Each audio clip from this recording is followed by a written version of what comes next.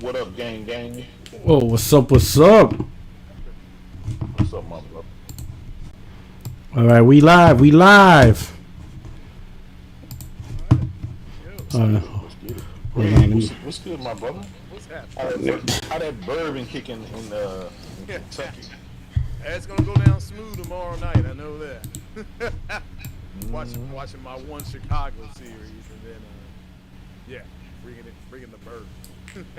Yep. Have a blast at 2.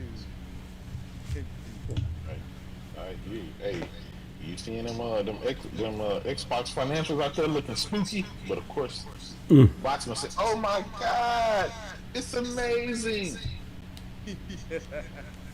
Yeah, I saw. It's like, well, they're having trouble with hardware.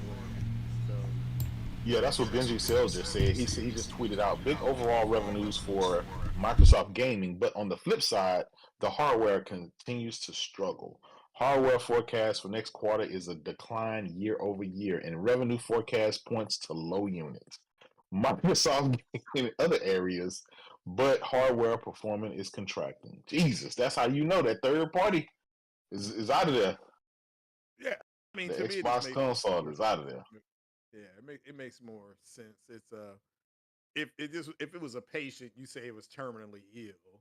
So I mean that's Yeah, the hardware would be the actual cancer, but that's why anyway. Satya is gonna go ahead and cut that. You're gonna go ahead and cut the leg off and save everything else. You know what I'm saying? Yeah. I But got what something to do. All right. what really shocked me is that they spent $70 billion for Activision Blizzard. They're using Activision Blizzard's profits that they would have made, prior. They're using that part of what they have now, and because Xbox was struggling prior to that, they're in the negative $440 million in profits. So that's That's even with adding the outside company. The even with adding the 2.1 billion dollars from Activision Blizzard, they're still in the negative when it comes to profits. And even with adding Activision Blizzard, they're still almost $2 billion less than what PlayStation provides just by PlayStation without any acquisition or anything else. yeah. It's yeah. That's what I saw that jumped out was they still lost damn near $500 million. So Yeah, yeah. yeah, that's So Craig, can you imagine what Sony financials gonna look like? Is it next month or in March when they're I thought it when was their financials come? I thought it was I thought it was I the think end of February. end of February. Yeah, end of February is when their fiscal year closes. And PlayStation, then I mean, they already every single month of last year they broke records. December they broke the biggest records they've had in history. So, dude, can you? I want to see them. I want to see Microsoft numbers and then Sony numbers side by side, so we can play big bank take little bank. Um, yeah. So Hadn't heard that one in a while.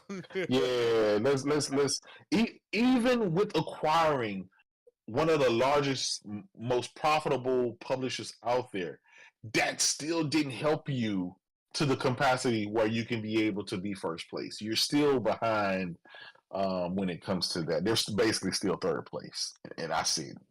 I did not think that. Yeah, So imagine if Sony would have spent $100 billion. Imagine where they would be.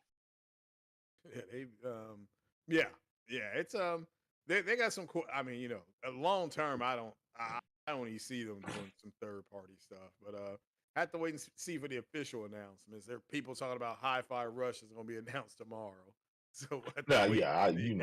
I was just, I was being facetious with all that stuff. Yeah, I like to poke the bear and stuff like that. But hey, that would be funny if a Xbox Game Studio game did show up on the state of play. we know, that would be we fun. know, as does Fall, right? We know that's coming out. That has a release date on PS5. But to have something like Hi-Fi Rush or Sea of Thieves, hey, that's gonna put these bots out of their misery. I ain't gonna lie. Yeah, if it's something like that, yeah. I still think it. my personal prediction is that the first games you'll see is like Ori and the Blind Forest and stuff like that. Stuff that that Microsoft owns those games, but they don't own the studio. Craig, what did you just do right now? Hold on, Craig. Yeah. Craig. Yeah. He's saying yeah. He's talking to you, Puerto Rock. I didn't do anything. Hello? He didn't. He said he didn't do anything, Puerto Rock. Yeah, I'm not doing anything. Hey, Puerto Rock. Puerto Rock. Oh, my bad. Hey, Rock. No, hey, yo, Craig, what did you do right now before? Because your voice, you were low for a while, and then out of the blue, did you get closer to your mic? Yeah, I'm right. I'm like kissing the microphone right now. No, because I was listening to the podcast over my phone, and you were low, and then all of a sudden you went high, just out of the blue. No, I'm right. The microphone is now almost touching my nose. Okay. All right. I was wondering, no, because some people saying you were low, and I'm like, listen, all right, I can hear J-Dub, but like, yo, Craig is real low. Mm-hmm. And then all of a sudden, as Craig was talking, like it went like, and I'm like, okay, what the hell he do? So I think your mic either, like, if you're too far back, it won't pick up. It won't pick you up. Well, I'm turned up 100%. So I just turned it up to 100%. Okay. So. But what about I mean, you don't have to fix it now because you're fine now, I think. Yeah. But you might want to check like how your mic picks up your sound. Okay. Like how well it does it. You know. What kind of mic you got, Craig? The gain. Actually, you might. Yeah. The gain. All right. Yeah. Let's see. The type of gain, like the gain levels of your mic, meaning how much noise will it pick up? But don't do it now. Oh yeah, no, I'll do it tomorrow. But now What's up, everybody? What's up? All right, what's up, everybody? Hey, welcome, my friends, my family, my fellow gamers. You're only friend these YouTube streets, PortoRock77, and we got the crew. Let's see. Derek says as Porto and J-Dub have distortion, they are too loud. We're too loud. Oh. Wow, we too loud? Let me see. Let me see. Hold on. Before you change anything, get a consensus from somebody else because it could just be that user. Let's hear from the chat. How do we sound, chat? Because I did that. There's Twisted Sin say, nah, y'all sound fine. Okay, Michael Miranda said we sound fine. How about me? Am I too loud? Because I just did. Hero Down Under says, please leave it. We just Seven Dragons said, no, you guys good. You're good. All right. LM says, y'all a little loud. Oh, man, nah, we good. We good. We rocking. Turn your speakers down. Turn your speakers down. Crack y'all shit. Y'all should put, y'all put it, y'all in y'all boombox. You say it's I'm going to tell you this. Puerto Rock, this what happened to me, man. I was live. Everything was fine. And this one person in the chat said, you too low. And I spent 30 minutes trying to adjust my audio for this one person. And one person, everybody else. I thought about it. I said, "Hey, bro, I said, man, hey, that's your TV, bro." Yeah, you gotta do stuff, man. So anyway, let's go through the intros, man. Hey, yo, Craig, man, what's going on? What you been up to? Hey, I played a little Starfield this evening. I started another Mass Effect run on the PS5 Slim. Got that hooked up to the monitor. Mm-hmm. So just that's about it. Like, just relaxing, trying to survive this winter. All right. That's what's up. Cool. All right. Good to go, man. This guy won't let up on Mass Effect, bro. He stays playing that game. Oh yeah. That's my favorite series of games. That's his game, man. That's his game. Yeah, he's trying to fuck all the aliens. That's why he's doing this shit like that. Well, this is he a passport bro. He's an intergalactic passport bro. Intergalactic passport bro. Shit. Oh man. All right. Hey, we got a super chat. Young boy Gip. He said, so Starfield couldn't pull Xbox out the negative. Nope. Man, we'll talk about that later. We'll talk about a little bit about that later. But yo, shit is crazy, man. Oh shit, Blaze up in there, Sony baby. He's up in the chat. What's up, my brother? Shout out to the members as well. Shout out to everybody. Thank you so much for rocking out with us. We got J Dub, the antagonist. You've been busy on Twitter. I have, brother. Listen, man. Tomorrow's going to be a great day. I had to have a preemptive nuke strike on these bots because they thought they were going to come out today and celebrate some positive Xbox news, and I had to go ahead and shut them on down, man. You know what I do. Oh, I got to be the anti-post up. Shout out to my brother Post Up. I'm the anti-post up. Yeah, we got some. we got some interesting numbers here, man. Woof, this is. I'm tell you what, man. Microsoft purchasing ABK saved them. Like literally, ABK's like. It didn't save the console though, Puerto Rico. It didn't save the hardware. Well, nothing's gonna save the hardware, man. That shit's done. That shit ain't nothing saving that box. There ain't nothing. There's nothing. We know there's nothing. That's over. It's done. There's nothing saving that box. We got Twisted Sin. We got Stella Yams tomorrow. Oh yeah, we're gonna talk about it. Good times coming. We're gonna talk about that too. Oh my god. Oh yeah, man. We got Stella Yams. Sorry, Chocolate Thunder got nothing today. We got the yams and sweet yams. Alright, that's how we roll it. We're gonna find out. Yams. You know what I'm saying? That's what everybody keeps saying to me. Call it Stella Yams. We got Stella Yams. You know what I'm saying? We're gonna get that date. We're gonna have date night with Stella Yams. All right. And then who we got up here? Who snuck in the house? Mr. Brain, what's going on? Brain. Man, I keep forgetting because he just puts T. I mean, man, did somebody hack our shit, man? Oh shit, man! I be swearing like my shit be getting hacked, bro. I be like, man, here we go. No, what's going on, bro? What's going on, brother? I'm good.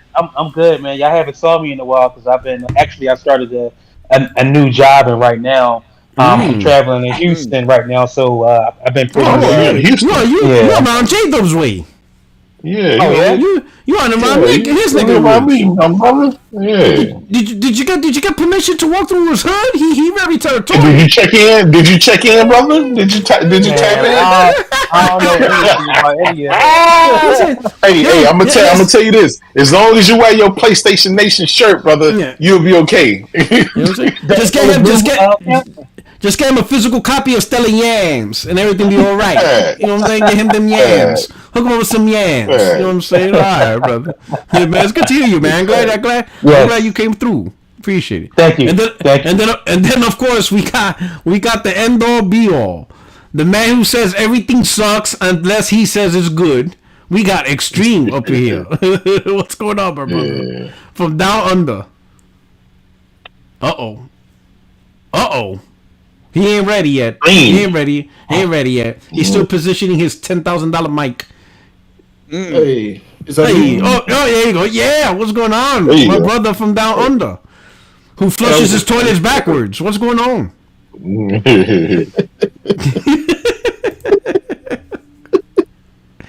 Wow. Okay, that got me. I'm good. See, it was Australia with the term "yo shit went left" because over there shit goes left.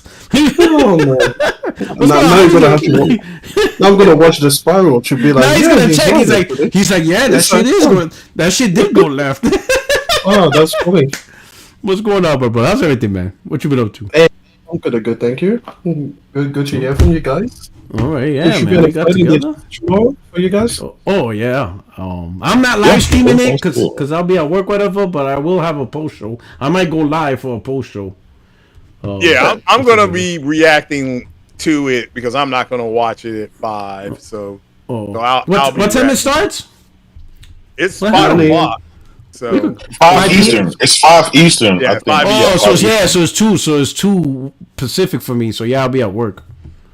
9 a.m. guys. 9 a.m. for Australians listening. Oh, look at you, man. So you good? Okay. That's nice though. Yeah. You know, get a nice, wake up to a nice morning, to a state of play. You know, you have your little coffee. You know, finish your morning run. That's the way to do it. There you go. You know, avoid them fucking 30-inch tarantulas that are chasing you while you're running. Dude, that's crazy. I be seeing that shit. I be like, man, I would never go and visit. And I've been all over the world, but I would never.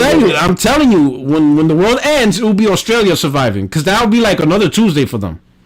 The only thing they will notice is like Twitter's like very light. They're like, where is everybody? Like, there's nobody here on Twitter, nobody on social media. It's because the rest of the world died.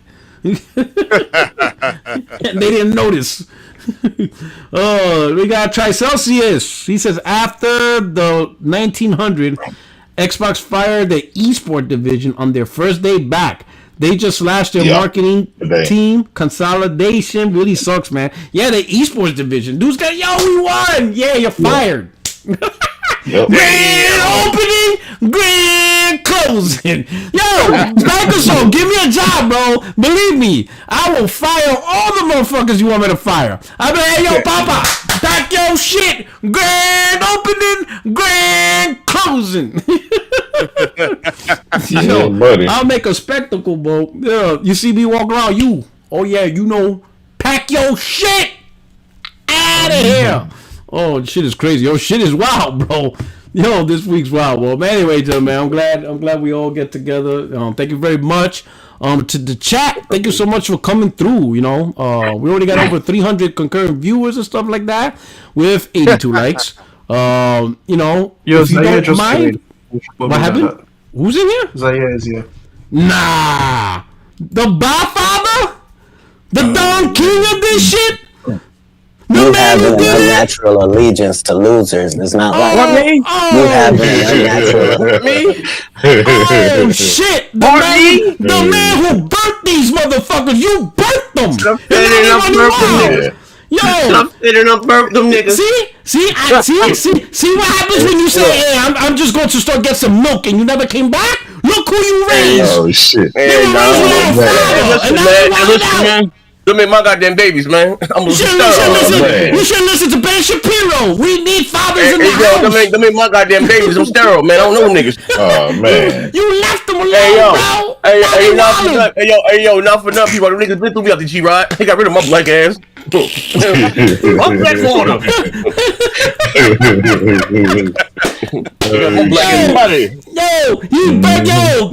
Z like Gizmo. They threw a little water in his back. He popped all these gremlins. They're like, get the fuck out of here. We run this shit now. Like, hey, my black ass about it. My man out there like, my boy.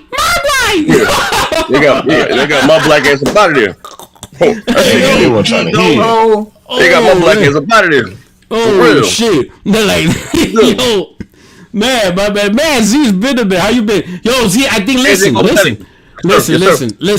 I'm already gonna admit it, right? I'm already gonna admit, but it's looking like you're gonna get them $60. You're gonna get your retribution. All right? For what? Because that PS5 Pro, you're gonna win the bet. I thought we better 100. No problem. Yeah. So I just need your Cash App, Apple Pay, whatever, Zelle, whatever the fuck. And when the time comes, you're gonna get your $60.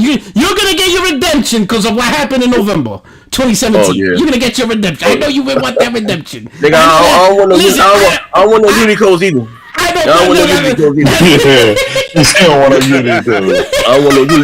Nigga. I'm gonna get you the humble bundle. Yeah. Damn. Bitch, you going to jail. Bitch, you going to jail. Oh shit! Those shits were the days, bro. I'm gonna give you PSN. I'm gonna give you PSN extra codes. 2 weeks. Nigga, great. Wait,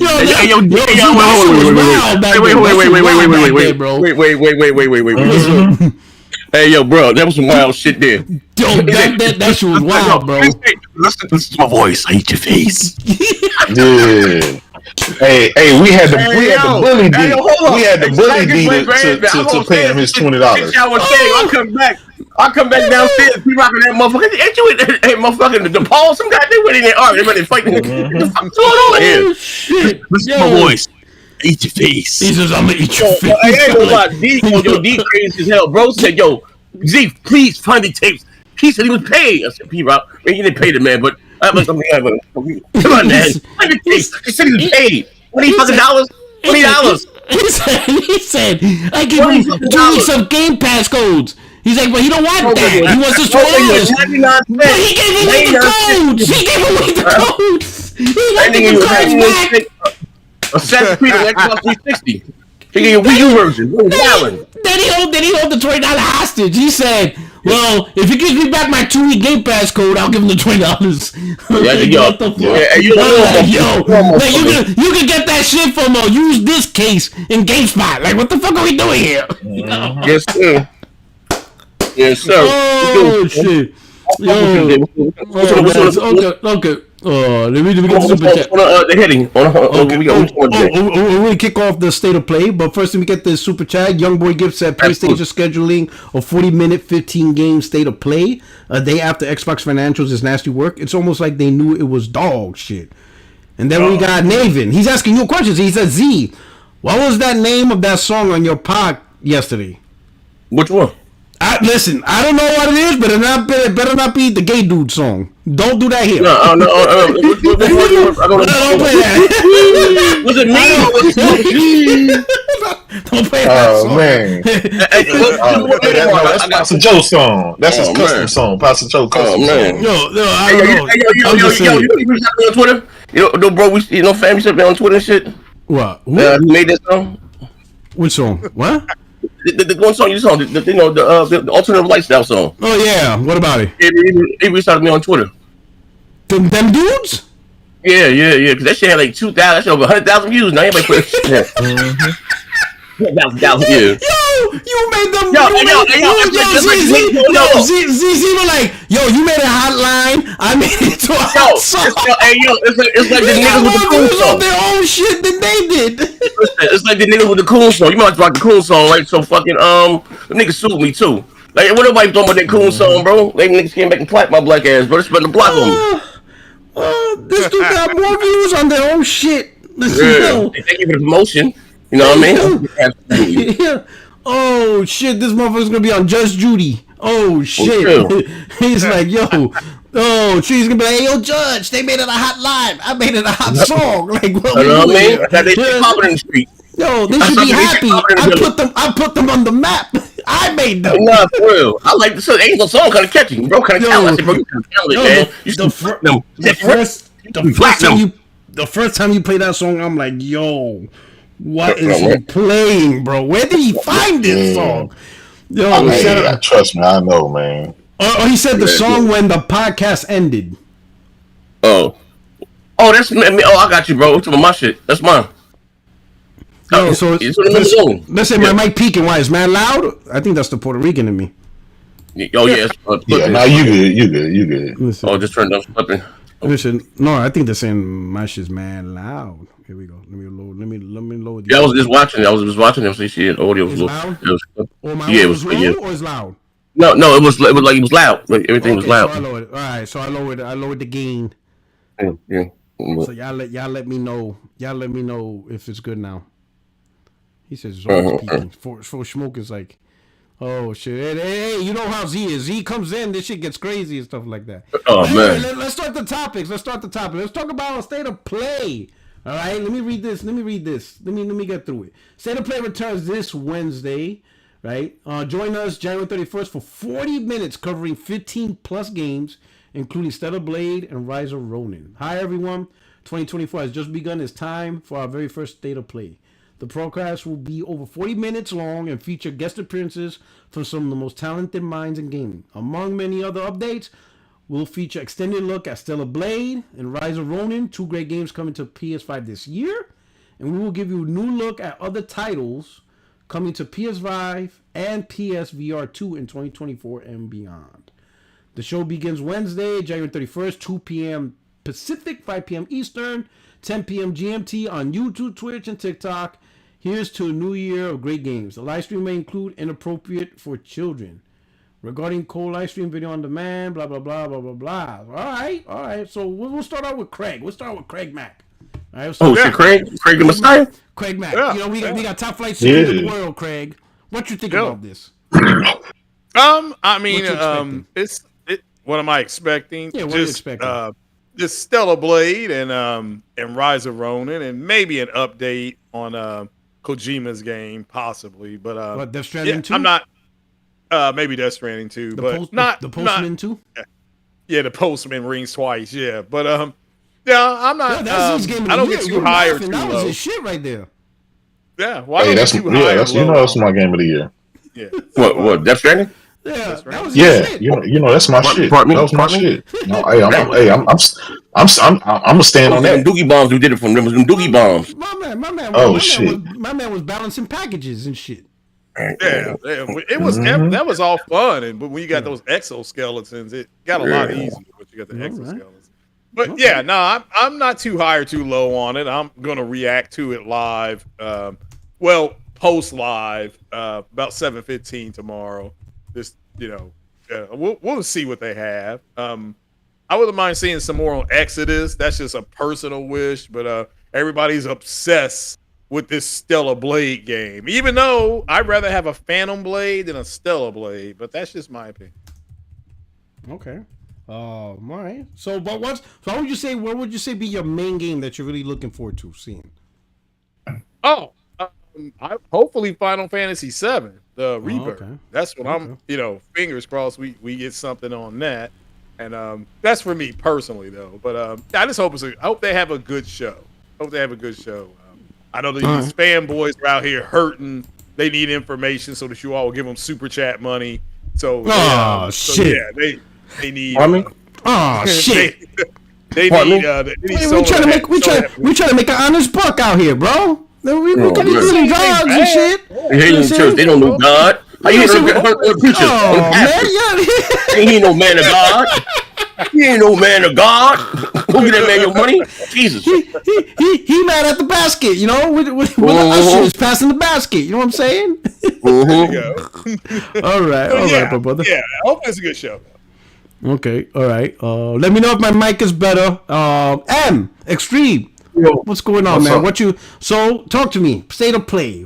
What are you expecting? What you think? And what one game you hope that you get to see out there and they could talk about? Okay, yeah. So you guys know that I'm not the showcase hype person, so I don't really expect much from them. I just want them to put forward something good. You know, for me, I've always been the type that if you're gonna make me sit down, you're gonna bring me to the table, then I want to eat. Don't waste my time. So I don't put any pressure on you, but once you invite me to that table, bring something worth quality. In terms of what I hope to see, obviously we're going to get Stellar Blade, so I want to understand that game. I feel like I know what it's going to be about, but I want to see like a good showcase of it, like up and down the whole system. That'd be fantastic. And then I want also to have a BioWare game. A BioWare style game. Like you have a party system, it's sci-fi based, and then you guys go off on a big adventure. Like I've missed that game for ages. And I don't trust BioWare to make it anymore. So if somebody from PlayStation Studios, like a Santa Monica, could make a BioWare style game, that would be fully fantastic for me. So aside from that, pretty easy. I'm going in without too much hype or expectations. We'll see. Let's get hype after the fact. So that's how I'm feeling. All right, okay. He's keeping it cordial. All right. The antagonizer in chief, J-Dub. Yes, sir. All right. So what you got going on? Let me know. State of play tomorrow. Did you talk to the C-suite guys? Did you give him advice? I did, man. Herman Hulse, man. I got a phone with him. Told him, go ahead and don't give him too much, but just give these bots enough to make him run off. Scare him a little bit. You know what I'm saying? Mm-hmm. I'm gonna be honest. All I really want, I want them to come out with a Xbox game studio game like Hi-Fi Rush. You hear this shit, Z? Z, man, come on, what he doing here? He being messy. Hey, Puerto Rock, listen, he being messy. This guy said he wants to see Xbox games on the PlayStation State of Play. Oh man, what are we doing here? Oh shit! No, think about it, Puerto Rock. You know what I'm saying? Listen, it's going to be dark days. Hey Z, he's excited for the games that's not going to be there. Oh, yeah. Oh, he didn't play. He's more excited for the shit he didn't play. Yeah. Listen. I'm gonna tell you now. It's going to be dark days for us going forward, bro. The console war is officially over. What the fuck else we gonna talk about, man? We gonna have to start bullying Nintendo dudes. You know what I'm saying? We done ran Xbox. We gotta find new content, Puerto, right? We gotta find another avenue, brother. God damn, we're soldiers with no war. Oh man! Yeah. Listen, time to pack it up, real bro. talk. It's time to pack it up, man. Hey, it's time to go home. Get your DD-214. Collect your VA benefits. War's over, Rambo. Listen, we got my man Cole Eastwood, J.S. Corden, and Rand. Man, they all out there. You know what I'm saying? They didn't get wave the white flag. You know what I'm saying? They really that is odd that they've raised the white flag. Nah, fuck that. We want war.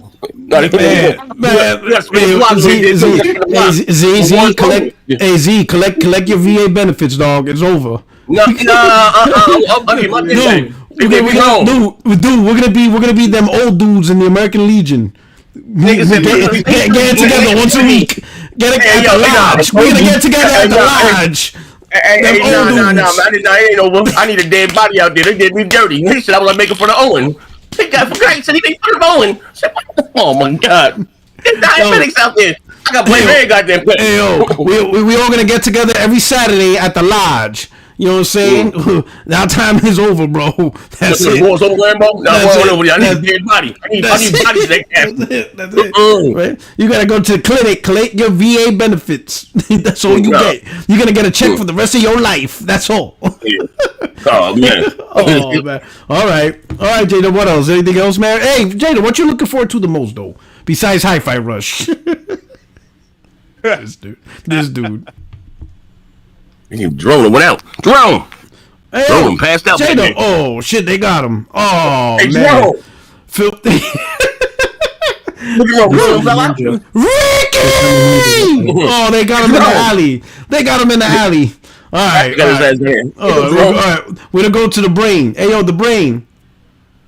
Yep. Can you hear me? All right, yeah. How about you, man? What you got?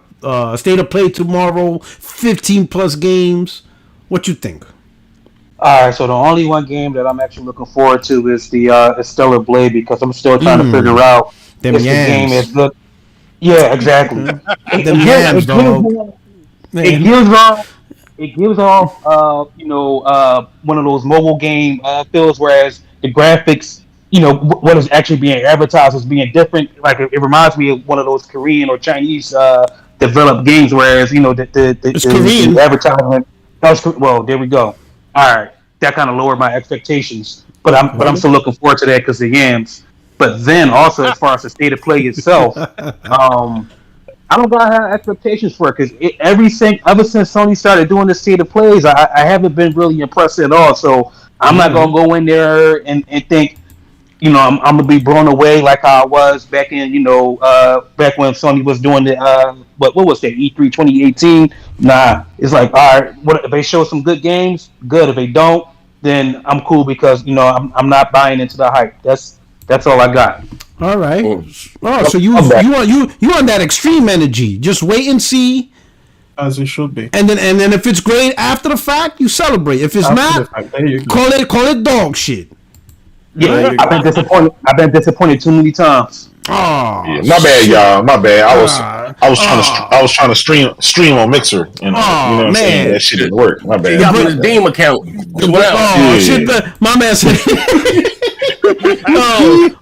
Damn! The brain said he's been disappointed too many times. That's why he listens to Fret and Fish podcast. Oh man, that's crazy. My man said why women deserve less. Oh shit! What's going on here, bro? Damn, bro, this is crazy. Man. What's going on, bro? This is becoming a Red Pill podcast. What are we doing here? Oh shit! Now, all right, this is where it gets fun because I haven't talked to my homie in a minute. You know what I'm saying? Mainly because I know I'm gonna owe him $60. Right? You know what I'm saying? Right? All right? $60. But when it does do, I'm just gonna shut everything down. Be like, hey, sorry, Z, I can't give you $60. Gotta go to war. You know what I'm saying? Gotta go to Israel. Sorry. See you when I get back. Yellow River or the Oak Tree. I'll give you your money when I come back from Jordan. See you later. Yeah. Hey, oh shit, man. Hey, Z. Now I know there's a state of play, right? Right. And I know you bleed green. You the original bleed green dude. But I want to say this. I want to ask you a different question, right? Yes, sir. Right. What do you think this state of play needs to do realistically? The same question. Ask me that next, because I already got my list of games ready. Yeah, you know what I'm saying. But what I'm saying, what does the state of play really need to do? Right? Okay. To get Sony to get that perception of where's the roadmap, what the fuck is going on, who's sleeping at the wheel. What do you think they need to do with this? All right. You know what I mean? Does it make sense? I need a deep dive on baby steps. Baby steps. I need a deep dive on that right there. You know what I mean? Baby steps into I said early adulthood. You step into early adulthood. Before we deep dive, let me go to the super chat. Then we're gonna deep dive into this. Right? We got Metro Knight. He says, "What's up, people? Glad to catch the live. Your mic only sounds bad and distorted when you yell, by the way. I turned my volume down to make sure it ain't me." Oh, so what are you saying? My mic is racist against Puerto Ricans? You racist motherfucker. What you got, a Yeti? What you got? I got the blue Yeti. I got this racist ass. I got this Trump voting damn mic. This motherfucker says. Put a pop filter on it. This motherfucker said that. Man, Pop goes the weasel. Then we got Naven. He said, Jay bullied Preacher yesterday and wants to keep the violence. Man, you bullying the child of God? How dare you? Oh, man. How dare you, J-Dub? The pastor. You know what I'm saying? He preaches the word of God. This is how you treat him? All right, Z, deep dive. What's gonna happen tomorrow? What's gonna happen? Baby steps, nigga. to early adulthood. Step in the name of love, the R. Kelly edition. Everyone gets how you say Rezo gun. You hear me? Rezo gun, nigga. Godzilla. PS5 remastered. Tropico 5. Stay on top, yeah. We got 40 minutes. No dad, nigga. 4K 120. You know what I mean? All the bells and whistles. Anti-aliasing, nigga. You hear me? Ray tracing. What else we got there? I got one more. 3.5, nigga. PS5 edition. XO. Say, I didn't know what's some real shit though. They announced any partners. I guess because we rumoured about with the Metal Gear or what's this, the Silent Hill game or something like that. You know what I mean? I would like to see a surprise a AAA game outside of we know about I guess Wolverine or anything like that, but just something new. Like you said, like Sony is giving us a lot. We can get spoiled over here, but something new. AAA, that get motherfuckers excited like The Last of Us, or maybe you see what they've been working on. Because shit, Factions is out of here. Something, something from them or Sony signing that shit got booted. Yeah, I ain't gonna lie. Budget might have been a sequel sale, a double agent, motherfucking shipping down for real. But I would like to see something, from one of those studios, whether it's Sony Santa Monica, Naughty though they don't show shit. Yes, something one of them. I know we just got The Last of Us remaster, but outside of those big temple titles, y'all be souped up. For real. Okay, what game you looking for? Because I think Concord might be there. You interested in that? I know you like shooters. What the hell is Concord? What the hell is Concord? I can hear anybody. What is Concord? I don't know. It's a shooter. It's a first-person shooter. I'll keep hearing about it. Like, they said I read something on Twitter that says it got its inspiration from Guardians of the Galaxy. I have no idea what that means. But that's what they said. Concord Grape. I don't know, bro. What the hell is this here? It's like radius here. No, they keep this shit here. No, I'm just going. Nah, this ain't it. But I know you like shooters. I know you like first-person shooters. You like first-person view mode. Star Trek. They're like Star Trek. And there's multiplayer and some shit. Yeah, well, we got Helldivers. I ain't never played the first Helldivers, so the first one was an indie. The first one was an indie. It was like a top-down indie, right? Yeah. So I never played the first one, so I'm hoping. Actually, the Helldivers reminds me of what's that? Outriders. Outriders. That wasn't that bad to me. Yeah, that wasn't that bad. It kind of reminds me of that. That wasn't that bad though. Okay. So as far as that, what are you looking for too? How about me? I'm Stella Yams, bro. Because I already know I'm getting the Stellar Blade. Yeah, because I like games like that. I like Bayonetta, Devil May Cry. I like them action, fast paced shit, right? Who makes this? It's actually a Korean developer. Oh, nigga, no. I take that back. What's that? Wukong? What's that goddamn Wulong? I want to see that shit in. No, the he's talking about the monkey. Black Myth, Wulong. What is it? Black Myth, Wukong. Black Myth, Black Kong. Yeah, I want to see that. Yeah. Mighty Joe Young. It was Mighty Joe Mighty Joe Wukong. Yeah, Wukong. That was cool. He said Mighty Joe Young. That shit was fine. I ain't gonna lie. Oh shit, you know what I'm saying? But yeah, man, I'm looking forward to. Hopefully, Stellar Blade's supposed to release Black Myth Wukong. There you go. Yeah, that's the official name. But yeah, Stellar Blade's supposed to. They say it's confirmed for 24, but I would like a date. You know how it is, right? When they just say the year and they say, "Oh yeah, it's coming out," but you know that shit always slips until they give you a date, and even then, you can't be safe. But still, but at least it's something, right? And stuff like that. Who makes the game? Don't look that bad. I'm looking at that. Don't look that bad. I'll put it on the screen. Who makes this? It's part of the. I was looking for the developer. It's part of the Korea. No, I think this was a Korean developer. This was straight out of Foxconn. But look that bad though. Yeah. Oh yeah, it's like Bayonetta. He said Foxconn. I know the reference. That's what's making funny. He ain't got no sense. My man, like it's Joe Montana. No, throw me out, yo. That's Ambush journalism. Throw me out, yo. Throw me out. Throw me fuck out, Chief. Oh shit! What's up? This shit look dope, yo. Maybe bigger? Yeah. That shit look dope, yo. There you go. Long as the controls is tight, I mean, that's the name of the studio. Shift up Studios. Yeah, this shit look dope, bro. Yeah, I'm telling you, man. Yeah, hell, this shit fire. So single player joint is a co-op or single player. You notice these Sony games are graphically demanding, and all them Xbox games look like Sea of Thieves.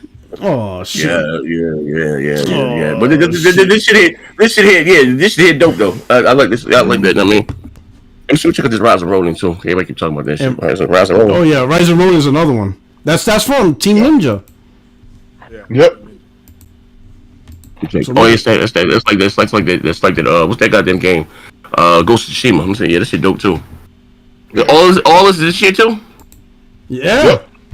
So what else on the Xbox got? Sony ain't got no games.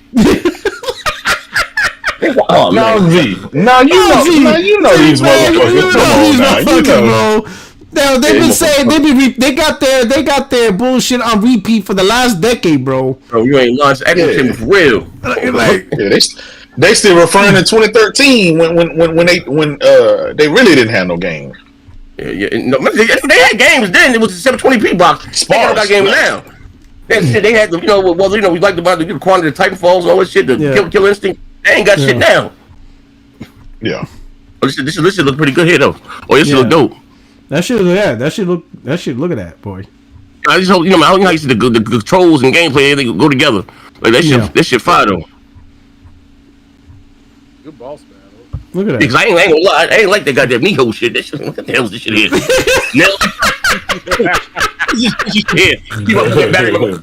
shit here, man. Niho shit. You like you certain the little thing. I said, man, 5 hours to get to the same point. Like injectable, cuz. I got when Z played that shit. He's like, what's this whole shit going on here? I like that time. What's this whole shit? This whole ass shit. He's like, what's this whole shit going on here? This shit. He said y'all could take the you looking at Rise of Ronin? Yeah, I'm looking at the trailer. But my man said, "What's this whole shit going on here?" I ain't shit. Yeah, that shit was bad. Yo, shit, man. All right, man. But this state of play though, they're showing 15 games. I think that's a lot. That's more than what they normally, because normally it's like 4 or 5. Wait. Correction. It's over 15. If you read the description, they said over 15. Right? They're doing a dev direct. They're talking to the devs too. Yeah. So a lot of talking. Man, I don't know about that. Yeah, I'm not feeling the whole talk to the dev live on there. I don't mind it being uploaded because I can skip some bullshit. Yeah. You know what I mean? Yeah. We'll see what I'm saying, but yeah, Stellar Blade. I would say it would be nice if they could surprise us. It would be nice. I think Sony. It's been a while. State of Play having that one nice surprise. I think they're due for that. I think they should do that. What if they announced the Pro?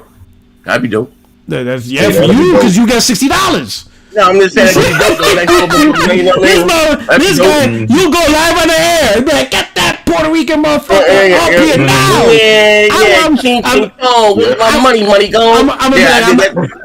I'll be like, hey dog, I'm at work. He like his number busy. Man. He ain't picking shit up. I'm gonna be like, hey yo Z, I'm on the plane right now. I'm headed to Jordan. Can't talk. See you when I see you. Peace. I'm on the front line right now.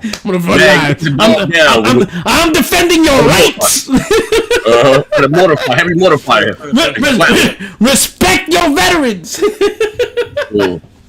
Yo, that would be crazy if they officially announced the Pro tomorrow. Yo. What's your question? Last time you had this conversation, it was 3 years. What about 3? What do you mean? 2024? It was 4 years ago. It was before the console's launch. Yeah, so it was in 2020. I gotta find a video. It was in 2020, so we had this conversation. Yeah. Do you do you still feel that way? And before I was telling you my angle. What was told to me, but how you say the PS5 was 10 and the Xbox was 12. We coming from besides the Pro, we were coming from 1.8 or 1.3. Then you had the 4, then we had the 6. I mean, so I guess going into this generation, they're turning their trust in like a lot to console guys, right? You know what I mean? And when I was saying that, the video, what came up with they gave it was the 3090 or whatever, the 2080. Yeah, 3090 Ti. The video had so far ahead. I was saying that's if we're gonna have say quote unquote a 8 or 9, that's gonna be very unhealthy. As far as only the tech wise, you still feel that way, or you still we still more to go on these consoles here. So here's the thing, right? Because one, I don't think Xbox is doing a mid-gen refresh, right? So it's really just PlayStation. Yeah. Here's the thing, though. Like, usually, if you look at the Pro, not a lot of people bought it, right? And I'm not saying, the console's meant to take over, but with so few numbers, what does a Pro really do for the industry when so few people own it compared to... Because the PS5 base is still going to be the main board system. Majority of the people are still going to buy that. So what does a Pro actually do for the industry when so few people will own it? Okay. To me, it's an enthusiast console, really, and that's about it. Well, how you say? Because it's not. He say a quote unquote. How it was explained to me. It's not a next gen, right? So what we have now. So to make it what we have now run a little better. I mean, for those that want it, those that care about the frames, you know what I mean, or you know what I mean, the cheapest model or whatever will always be the number one console. You know what I mean, most people ain't got 4K to 120. They don't know what the hell it is. You know what I mean, long as how you say traditionally, laws would look better. How you say than what I? That's why I understand the Xbox Series S. And I ain't shout out to you weird niggas. You fool niggas in the chat that got one. I didn't understand the purpose of the Series S because graphically, you know what I mean, it didn't look any better than the Xbox One S. You know what I mean, to be honest. So the purpose from going from this generation to a new generation, you know what I mean, you can see it visually. You know what I mean, and it's eye, you know what I mean, like this eye can't hear. You know what I mean. So, but for those who they care for that stuff, and I guess that how you say extend the generation more or less. But honestly, the last thing Sony wants to do or whoever is move the generation ahead. They want to stay and make and milk this as much as they can get. Yeah. I mean, but tech wise, how you say before? Remember, consoles used to be ahead of than PCs, and PCs had to catch up. But then he said that 8 and 9 year old life cycle we had with the 360 and the PS3, which was very unhealthy.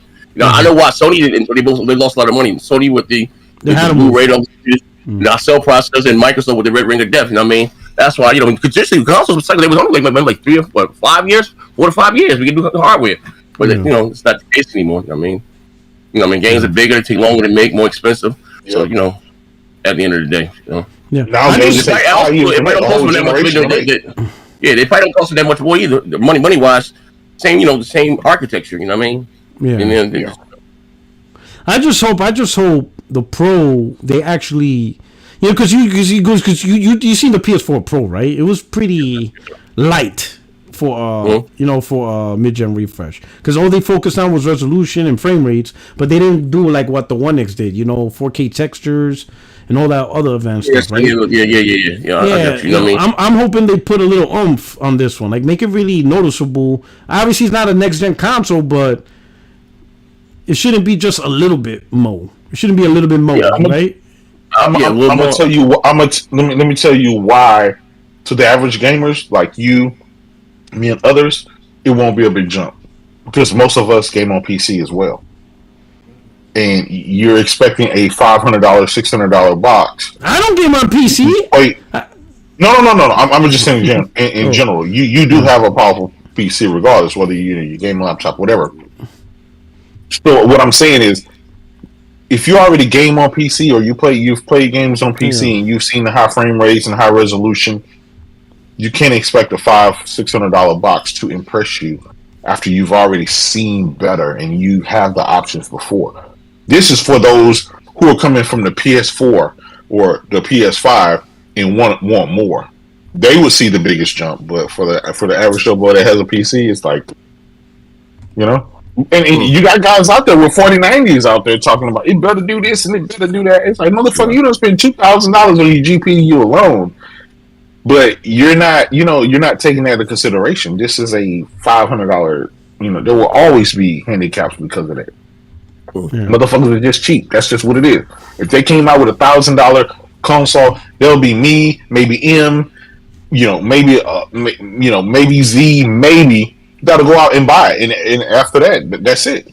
But what should people ask for something, but they're not really. Let me ask you. But what should the What should the PS5 Pro do to say, "Oh, I get it"? Like what should we expect from it? What should we expect from it to say, "Oh, I get it"? Now I see why. That's Sony's job. Yeah, to show us what it is. So, because I guarantee you, if they come out with their Pro, and we can't see a visual difference, we don't really see much performance difference, it'll fucking sit on the shelf, as it should. I'm not, as it should. That's their job to go out there and sell us on this fucking console, just like last time. It was their job to sell people on it. Now, like you already said, this will never be the main of anything, because most people are already kind of adapted to the regular PS5, plus by that time, the regular PS5 will be cheaper, so people gravitate to whatever is cheap. Right, so that's Mark Cerny's job to sell us on what the fuck this is. I don't know if it's gonna have rumors, the dedicated ray tracing cores and all that technical mumbo jumbo bullshit. They better show some shit running on the PS5 side by side with the Pro, because if not, motherfuckers ain't gonna buy it. That's their job to sell that. That's not our job to sell them on why they need to do it. That's their job to fucking sell us on this goddamn system. Yeah, and I'll be honest. Given the fact that the PS5 Pro was able to keep up with the Xbox One X, and the fucking PS5 was able to outdo the goddamn Xbox Series X, which is the most powerful, there is nothing in my mind that is telling me that they won't be able to do that.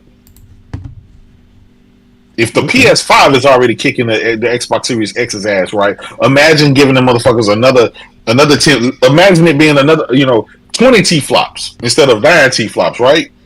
Mm-hmm. So clearly there should be more power. That means more, for whatever. Now here's the thing: we got games like fucking GTA 6 coming out. We already got Dragon's Dogma. Rumors are that it may or may not have a performance mode, right? Because of the current gen. If they're able to fix that problem with that Pro, if they say you buy a Pro, and developers should be able to take advantage of this, and Mark's going to come out and say we made it easy for the developers to do this and do that, and games are just automatic on that 60 lock and 120 with the upscaling and all this other stuff, then that may be a sell for a lot of people, or it may not. Some people might be like, I'm going to just stick on my PC, or some people might be like, you know what, I was going to get a PC, but I'm going to go ahead and ride it out with this $600 PS5 Pro box because it seems like it's doing more than the base. That's Sony's job to sell us on that. So hopefully they can do it. Let's see. I hope so too. Especially for like. But I will tell you this, Porter Rock. I will tell you this. If they come out on that stage and they show that fucking GTA 6 or Ghost of Tsushima 2 or Wolverine running at the PS5 Pro and that shit looking extra spiffy, it's gonna be a lot of people be like, I gotta have it, especially with GTA 6. I would tell you, if they say this motherfucker is running GTA 6 with high settings, max settings, at 60 frames. Now, granted, it don't really have to have all the power. Like if they for example, I have a 4090. Guess what? I still use DLSS and FSR. I still use all the upscaling technology. If they're able to leverage that shit with that console and make it do what it need to do, I'm fine with it. that's their job, to use the technology and the shit that they have and all the CUDA cores and the ray tracing cores and blah blah blah blah blah and all the DBAT shit, right? All the tech shit. That's their job, to make that shit sing and work. I just make, like I said, if how you say things be 4K, what is it, upscale or dynamic, that to be native. You know what I mean? Maybe he say some of the smaller titles in the games, if they're going to say 8K, cool. But if at least mandatory, if games that are 30, it'd be 60. If there's 60, it should be 120. You know what I mean? Or something like that. That's all. Now, as far as graphics, I mean, I don't know. I don't think it'll be any different graphically, but it'd be a high resolution, high frame rate. I mean, I would also like better settings. Like what? Mm-hmm. Like like just like max settings and stuff like that. Oh yeah. Well, I guess anti-aim, ray tracing. Yeah, all that shit. The bells and whistles. Yeah, I mean, cool. Oh shit. Okay, we'll see. We still got to deal with the third-party developers, and we know. Oh yeah, we know. Madden, 2K, all them shit still gonna look the same on a Pro versus regular. I mean, that's just. I don't expect how you say it's not their. That's what Microsoft on the thing. They depended on third parties to show what their console could do, and that's what they dropped the ball at. But neither here nor there. That's like I said, third party. Unless Sony has to deal with them, you know what I mean? They're gonna do what's cheapest and easiest for them. Import down, scale up or scale down. But when it comes to Sony's own first party offerings, it's them who got to go out there and show what this console can do. You know what I mean? The pros and of owning a Pro. You know what I mean? The Hachi 2000. Why we got the head of Hachi 2000? You know what I mean? maybe from VR. Maybe VR might get better. You know what I mean? Whatever the case may be. Yeah. All right. Let's move on to the next. Well, anyway, let's move on to the next topic real quick, right? So now Sony's spreading their oats, colonizing Africa. What's going on here, Z? What are we doing here? Oh man! Oh shit! As they should. Sony has made a strategic investment in Africa gaming startup Carry First. Let's go to their Twitter. Who are they? Now, here you go. Call of Duty Mobile now live Nigeria servers. So Carry First. Let's see. What's this? Bridging the digital divide. The edition. Oh shit! For the next billion mobile users. Oh man! So Sony's investing. Them boys gonna be cheating. But listen, that's a big market though. I don't know about TVs down there. I'm not saying exactly TVs. I'm stopping. But you know what I mean? Everybody's on mobile. You know what I mean? They all used to be cell phones. I used to say not for nothing though. I'm quite sure, like I said, especially in the days of social media, and you got the Afro beats, and it's a market down here. You know what I mean? It ain't as strict as China. You know what I mean? So they ain't gonna go with the restrictions. They can go out there and drop. China got a bunch of red tape and red flags when they can't have this. You know what I mean? So it is a market. You know what I mean? I don't know what was the cost though. I don't know what it cost them down here. You know what I mean? But Right. So what country is it? Congo? Let me read the article. So it says right here, Sony's making a bold bet on an African gaming startup to boost PlayStation's reach in the continent. Sony has made a strategic investment in African gaming startup Carry First and is exploring partnership on new commercial opportunities with the PlayStation maker. Carry First told CNBC exclusively. The investment marks a big bet for Sony on growth in Africa's video game industry, which has grown rapidly in recent years despite a broad global post-pandemic slowdown in sales. While details of Sony and Carry First tie-up are thin for now, it will likely include collaboration on certain games and growing the PlayStation brand in Africa. And then, as the article says, Sony's making a bold bet on Africa's video game industry. The Japanese consumer electronics and gaming giant has invested an undisclosed sum into Carry First. Yo, how a company so broke can buy a lot of shit? Right? Like, I never noticed that. They buy all the marketing. They bought IGN. They buy all third-party exclusives. They got, China Hero Project. And now they got one for India now. So India Hero Project. Korea. And all this stuff, and yet they Africa. This shit never makes sense. You know what I'm saying? The post-up got to explain that. Oh, my brother post-up got to explain that. Sony dealing drugs. They selling. They peddling fentanyl. Adderall. Oh shit. A video game studio based in Cape Town, South Africa, via its Sony Innovation Fund venture arm. Carry First told CNBC exclusively. The deal is a strategic investment that will see the two companies partner on a range of commercial opportunities. For now, the two companies are in the exploratory stage of that partnership. Cordell Robin Coker, peddling that coke, CEO and co-founder of Carry First, said talks with Sony Innovation Fund began about 8 to 9 months ago, and that his pitch to the PlayStation console maker was that Africa is the next biggest market to find growth in video games. As large companies like Sony that have really strong footholds in tier 1 and tier 2 markets start thinking about where the next billion customers and gamers are going to come from, our pitch is that Africa is a prime market for that, Robin Coker told CNBC in an interview.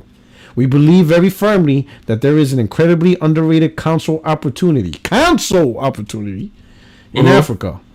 Robin Coker says, citing countries like Nigeria, Morocco, and Algeria as places where console adoption is rising a lot. Well, not for Xbox. Sony is coming into an emerging gaming market with blistering growth potential. Sub-Saharan Africa's gaming industry is expected to generate over $1 billion for the first time in 2024, according to research from Carry First and venture capital firm Convoy. Many gamers in Africa are buying consoles on gray markets. In other words, from vendors who imported consoles from overseas to resell them locally, Robin Coker added. Expanding PlayStation Africa. One aspect of Carry's first partnership with Sony was about helping the games and entertainment giant expand PlayStation's footprint in Africa. Sony forecasts it would sell a record 25 million PlayStation units in its 2023 fiscal year, which will mark the best year for any PlayStation console in history. Oh shit! Heard myself. Heard my beautiful voice. That was me. The PS5 was initially blighted by shortages due to a scarcity of chips and supply chain disruption. Sony bets with its stake in Carry First is that Africa will be the next major market to drive growth in PS5 sales. Our hope is that we can help Sony to expand their reach of PlayStation in the region, support them in a range of ways, including broader go-to-market strategies as well as digital payments, Robin Coker told CNBC. He noted Carry First could take advantage of the changing console business model where sales has gone from primarily in-store payments for physical consoles and games to a more online experience marketed by digital downloads, free-to-play games, and in-app purchases. Carry's first localized payment service, Pay First, allow African gamers to buy games using local infrastructure, bank accounts, and payment methods, including M-Pesa and mobile wallets. Game makers can monetize their games on Carry's First, the company's online marketplace for games and add-on content. Original games in the pipeline. Carry's First, founded in 2018, specializes in developing mainly social and casual puzzle-based mobile games for an African audience. Carry First currently only makes scales games for other clients like Activision, but the company is now planning to develop its own original titles this year, with development underway on 3 new games.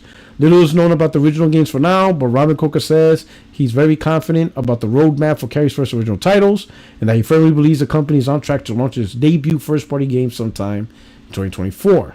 Carry's First is still an early-stage startup, but its growth has been on a tear in recent years. Carry's First says its revenue climbed nearly 9-fold between 2021 and 2023. Carry's First said it was unable to give a fuller picture of its financials given the sensitivity of the numbers. Carry's First works with the likes of Activision, Supercell, Riot Games to bring Western game franchises like Call of Duty Mobile and Valorant to Africa. The company is behind mobile games Mancala Adventures, SpongeBob Krusty Cook-Off, made in partnership with Nickelodeon, Ludo Blitz, and Mine Rescue. What the hell are we doing here? Sony investments in Carry First marks sounds like the first year of PS4 gaming. Sony's investment Carry First marks the first financial commitment of its new flagship African Tropico 5. Sony Innovation Funds Africa, which launched in October 23 to invest early stage. Man, there's a lot of shit here. But anyway, man, they're going back to the motherland. On in the market. You know what I'm saying? Yeah. Back to Wakanda. But what I like is Xbox laid off the Black Sat Xbox, and Sony went behind them. We gotta use that. What are we doing? We gotta use that. Come on, what are we doing? What are we doing? Oh shit! Doing Black History Month. What are we doing here? Let me talk to M. Let me hit up M. You know what I'm saying? They're talking about the mother country.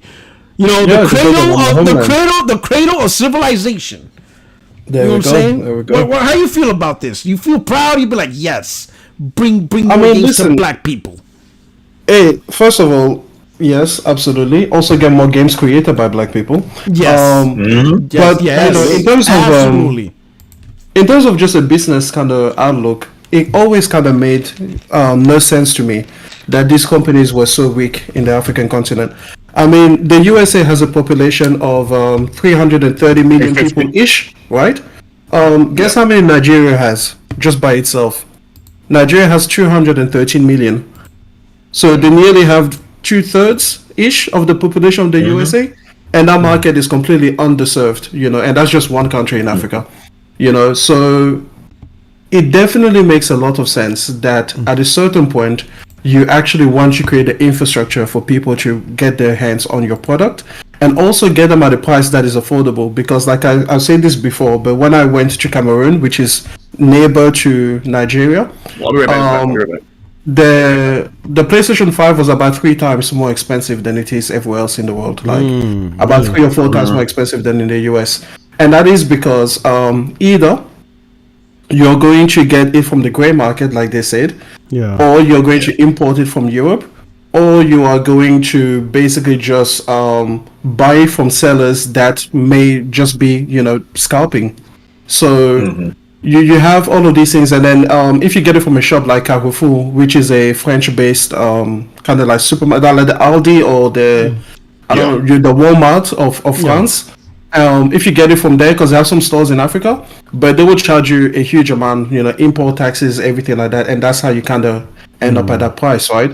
So if you could find a way to actually make the PlayStation 5 at least as affordable as it is everywhere else in the world, that would be a massive boost to it, right? And then from there, you could now build a support system around it so that people can get warranties, so that people can get help. So, there's a whole lot of, things that will need to happen. But when you have over 1 billion people on the continent, you should probably get in there somehow. So that makes a lot of sense. I'm not sure about these guys, Carry First, whether that will be, the ones that make it happen. Yeah. But I bet you now that they have started with one, they will probably sponsor a few others, to kind of hedge their bets and find out who the best partner is in different parts of Africa. Okay. All right. Let me hit up Jenna Hayes. She says Sony should invest in Kenya as well. There are a lot of excellent engineers and programmers in that region. Yeah. It's the Silicon Valley of Africa, same as Ghana. Yeah. Well, they're investing in the whole continent. So, but this company here is the first one. So, like they've got their foot in the door, right? Yeah. Once you got your foothold in there, then that's what it is. You want to be in the emerging markets. That's why they they're recently invested in India and Korea and China and stuff like that, because they see that, you just can't clearly just sell to Europe and North America. You gotta be able to get other people involved in gaming too. So yeah. And plus, like you said, with the cult, because something like a lot of games, right, has like some type of cultural influence, right? Like you see the Japanese games, the cultural influence, right? Western games, Western European games, the cultural influence. But now that you got Chinese developers, Korean developers, soon to be African developers, and now India, we could start seeing their own cultural influences, the way they fight, their historics, their religion, just, the stories that they grew up in, and these could be creative aspects of games, right? And because they see things from a different lens, we could finally start seeing just new innovative gameplay, because we haven't had true innovation gameplay for a minute, bro, right? We got our standard Japanese style. Donkey Kong. Shit. You know what I'm saying? You know what I'm saying? Now we could get Shaka Zulu or some shit up in this motherfucker. I think that's dope though, real shit though. I think that like I was saying, like that was on social media. I said to say, like, you can see how much of Africa's their culture has an impact on styles and music, sound, and what I mean. I think that's dope, man. Real shit. One thing I like from the conversation is, and this is Carry First, their words is, they're talking on how they can sell more consoles. You understand? So clearly Sony didn't give up on the console. They're not giving up on that motherfucker. You know what I'm saying? They're trying to say, they're trying to be like, yo, where can we put more of these motherfuckers? What spot? Soon they're gonna sell this shit in Antarctica. You know what I'm saying? And that's what I On the like. space station. Yeah, on the stage, we're gonna send this shit to outer space. You know what I'm saying? Because that should be. And we hear all these other conversations, and to a certain point, it's certain things could happen, right? But do you put your number one priority on the console, and then everything else? Hey, it comes when it comes. But right now, this is the priority. You understand what I'm saying? Yeah. Well, you gotta realize how you say how Sony and Microsoft they structure totally different. You know what I mean? Yeah. Right. How you say with far as for Sony, and I've always said as far as Sony and Nintendo, that's how you say this what pays the bills. You know what I mean? Especially down for Sony. Now Sony had a whole bunch of other shit. Not saying it was big as Microsoft, but TVs, cameras. Sony, the gaming wasn't the more movies and music. Was the number one thing, right? But now gaming is with Sony. How you say all their bread and butter? You know what I mean? So of course how you say they were catered to more, like I said, the traditional way. Honestly, and it changed a little bit because they didn't put this shit other way. They make more money, but you know what I mean? They're not, But here's with Microsoft, you don't know what the fuck. They get on the hardware business. They go completely third party. I mean, if they go for full, there's no reason to own the console. You know what I mean? Being honest, I mean, so it is what it is, though. Traditional way, but yeah. Okay. Who we got? We got the Brain up in here. What do you think about this, Brain? How do you feel that Sony's investing into the motherland, the cradle of life? I'm gonna be I'm gonna be cynical. He said I'm gonna keep. And the reason why I'm gonna be cynical is because of. Don't get me in trouble, Brain. All right. Nah, I'm not gonna get you in trouble. Don't be out here and be like, oh, this shit sound woke. Don't be doing that shit. Not on this podcast. Nah, man, I don't say that, man. I'm too black. So at face value, it's good. More people that have access to to video games is always a good thing. As for Sony, as far as Sony is concerned, but. I do think getting to the cynical part is number one. What makes me cynical about it is that maybe as someone had already said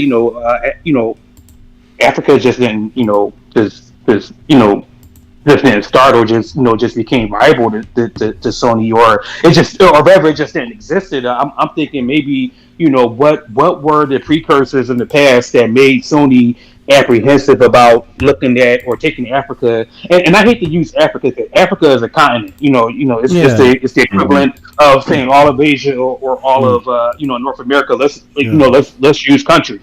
So, but with that being said, like what made Sony apprehensive about going into certain African countries in the first place, and I think M kind of alluded to it as far as it's a gray market. They're not going to say a straight black market. But was it because of the fact that they weren't able to, it wasn't profitable for them to have a foothold in Nigeria or Cameroon or Kenya or any other country, with the exception of South Africa. So that's my first question. That would be my first question as to what precluded Sony from getting into Africa from the time from PlayStation 1 all the way up until now, which is about 30 years. That'll be my first question. And then my second point, to this would be also, because somebody in the chat kind of alluded to this as well too, and I think they had a good point. Somebody brought up BRICS, which we know that South Africa is a, I'm having a brain fart. Excuse me. That South Africa is a part of. And basically what BRICS is supposed to do is supposed to be a competitor to the dollar. So if Africa and South Africa and BRICS are supposed to be an emerging market, it will only be to Sony's benefit to get in early, where it's not riding the wave of a trend. It was already in the market before it became a trend. So it only makes business sense, because I don't think Sony really cares about doing things culturally, and then the fact that it's not that many investments. Going back to that Nigerian company that we called out. Well, Nigeria may be different, but I'm assuming it's not that much foreign investment into Africa or Nigeria. Sony probably just maybe they're able to invest cheaply, to that company. Whereas in China or South Korea, who's to say that they probably have to give, those developers, we invest, $50 million with those developers versus this Nigerian company. Oh, instead of giving them $50 million, we only got to give you 500,000. So I just think that Sony is just trying to be pragmatic and forecasting SSC in Africa as a continent as being an emerging market, and nothing more and nothing less. All right. Hey, can you give us some insight maybe on why? I have my guesses, but I think you might be in a better position. Like maybe over the last 10 years, 15 years, what kept, because really you don't hear a lot of gaming companies, period, talk much. And it's true, Africa, even broken up into many countries, but it is still a huge one. Like, and I understand what T, when you're talking about, well, talking about Africa, but it's really a bunch of countries. But we do the same thing for Europe. We categorize it by the continent, right? In fact, we actually go Europe versus USA. Yeah. Numbers, right? So we kind of already do it when it comes to Europe. So I don't see it being that strange when it comes to Africa. So you have any ideas, like something that it's like why the industry is was so slow? Better late than never, but why was it so slow to move to Africa, make a push for Africa? Was it infrastructure? Is like the internet infrastructure, things like that? What do you think? I mean, look, I'm not a financial expert, and I feel like you have to talk from like a global economist perspective. Mm-hmm. But I imagine that, previously Africa has been kind of a puzzle for, big brands and big corporations to put a foothold in.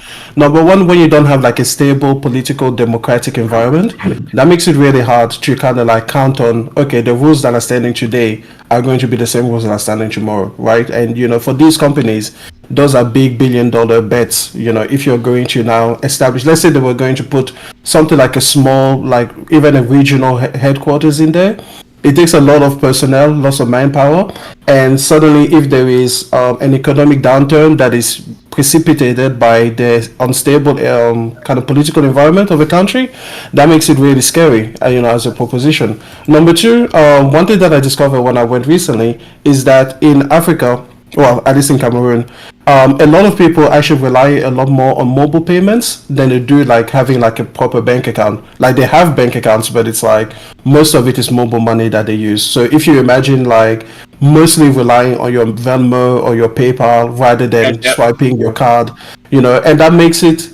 that has its own challenge, especially if you're used to like a traditional banking system. So there's also that kind of component. And I think that governmental aid and governmental help and being attracted by different governments is a huge part of attracting global brands. And again, if you have a volatile, unstable government, where like South Africa basically just got out of apartheid. Like remember that is a thing that didn't happen all that long ago. 50 years in terms of like a country's history isn't that long. So and then you have like in Cameroon we basically have a dictatorship, right? Like we've had a president that was there before I was born and he's still there to this day. Like we have lots of issues that from a business sense, I just don't think it looks that attractive. If you think to yourself, like, well, listen, there might be another revolution, there might be another civil war, there might be another disorder thing. There's corruption. There's tremendous amounts of corruption, because when you have a corrupt government, everybody else kind of down the line is corrupt, So if you get to if your shipment arrives at the yard and then suddenly one guard can charge you 10% more than you expected to pay, but you are already paying hundreds of millions of dollars, 10% is a lot, So there's lots of things that make it so that it's just problematic, to get into. So I think that like any company that smells money, they've always been attracted to it. But unfortunately, the political reality and the underground reality of just kind of the systemic structures, like you talked a little bit about infrastructure. I feel like infrastructure in terms of like roads and like the basic infrastructure needs, that would probably be the least worry. I think it's mostly the geopolitical environment, and I wish I could talk more about where that comes from, But when you take a look at we talk about the continent of Africa, yes, but it's not fair to say, okay, we say the same thing about Europe, because Europe has, at least in the recent years, they've gone through, the euro. Like they actually made a currency that went across all of these countries, and that was a huge thing, to happen for the global economic perspective. If you go to Africa right now and you go to in Cameroon, for example, you have franc CFA or CFA, and that's the currency that we use there. And then you go to Nigeria, and it's a completely different currency, even though they are literally like touching one another, right? So in many countries in Africa, you can't actually just walk from one nation to another and use the same currency across every single thing. Nah, and that totally is different. super Totally frustrating as a It's not like the as European an Union. individual. Exactly. So we need an African Union, right? So right now, the only thing that is making the only thing that is making kind of sense is actually being based on the American dollar, and there's geopolitical reasons as to that.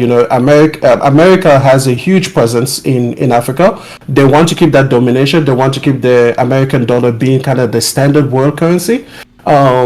Same thing with France, same thing with Britain. Like if people are forced to use your currency, you have a huge amount of political power over that particular nation or that particular area of the world, right? So there should be an African Union. There should be a way that Africa as a continent says, hey, this is our currency, and any citizen in Africa can walk across all of our borders and use the same currency and stand for that. Like the Zimbabwean dollar is, infamous for being like billions of dollars and completely worthless, right? And so instead, what do they rely on? They rely on American dollars, which is crazy, right? Like you're not in America, and yet the currency of choice is American currency, And American currency is fucking terrible. I don't mean that from a geopolitical perspective. I mean that from what it's made of. Like it's made out of paper. It's something that you can easily burn. It gets wet. It loses its value. It's like one of the worst banknotes in the world. And the fact that you guys have like dollar bills, it makes no fucking sense. So it's to be fair, it is backed up by the military. So it is backed up by the military. But could you guys like make plastic notes like anyone else that is smart? Like the fact that you get your currency wet is worthless. Fucking J-Dub. Like rain doesn't exist. It ain't going nowhere no time soon, brother. He said Eidos backed by nuclear missiles, motherfucker. Exactly. Arch is backed by tanks. What you got? Oh, this guy's stupid. Hey, listen, there's lots of rain seasons. There's a lot of rain seasons in Africa. So, your currency is not viable with ours. Like, it is just... it gets rain, then I lose all my money. Like imagine that. Like I walk through a rain and I'm suddenly poor. He said that's just like tissue paper. Like what the fuck are you Let me doing? tell you, I'm just like I don't fucking get it. But the point of it is this. Okay, at the end of the day, the geopolitical reality in Africa makes it super difficult for any big global conglomerate to come into it. So it makes sense now that they are partnering with people that are on the ground because they just wouldn't have the know-how. Just the whole, we are using mobile bank payments alone. That's not something that you typically do. Like in Australia, I can't walk up to a JB Hi-Fi and be like, I'm going to pay my PayPal money. Like, they'll be like, what?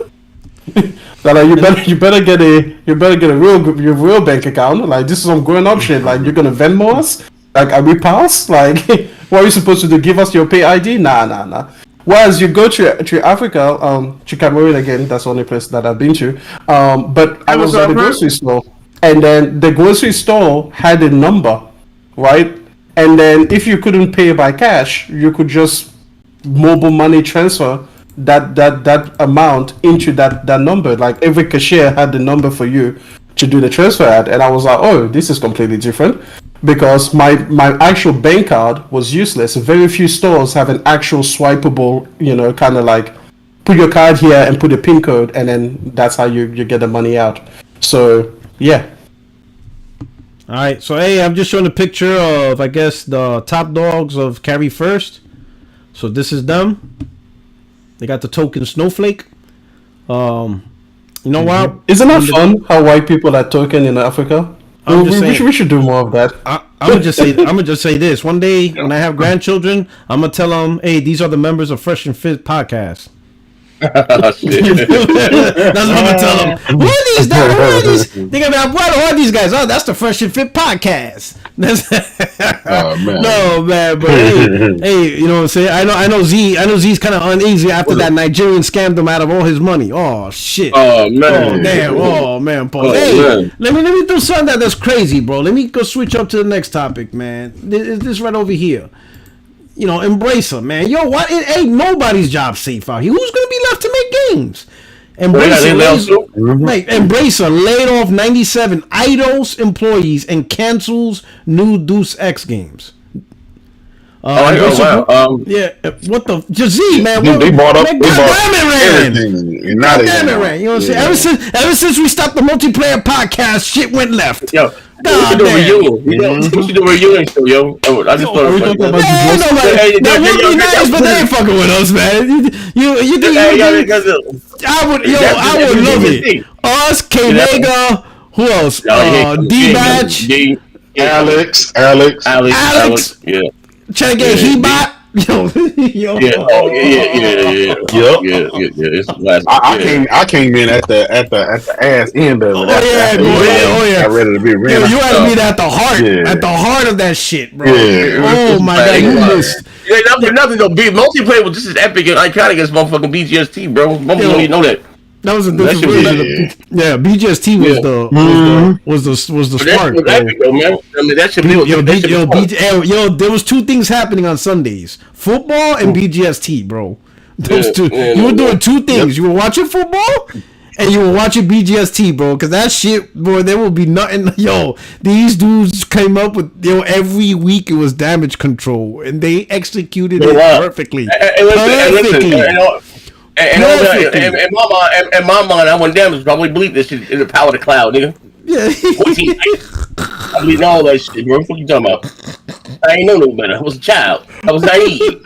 But right here in this story, Embracer Group, the company attempting to forge one video game publisher to rule them all, has just presided over another round of layoffs. Eidos Montreal is letting go of 97 game developers and support staff, the company announced today on X, shortly after Bloomberg's Jason Schreier scooped that the studio has canceled an unannounced Deus Ex video game. Yo, Z, man, what's going on, bro? Motherfuckers getting fired, games are getting canceled. Like, yo, like, shit's fucking, what's going on? I'm gonna tell you why.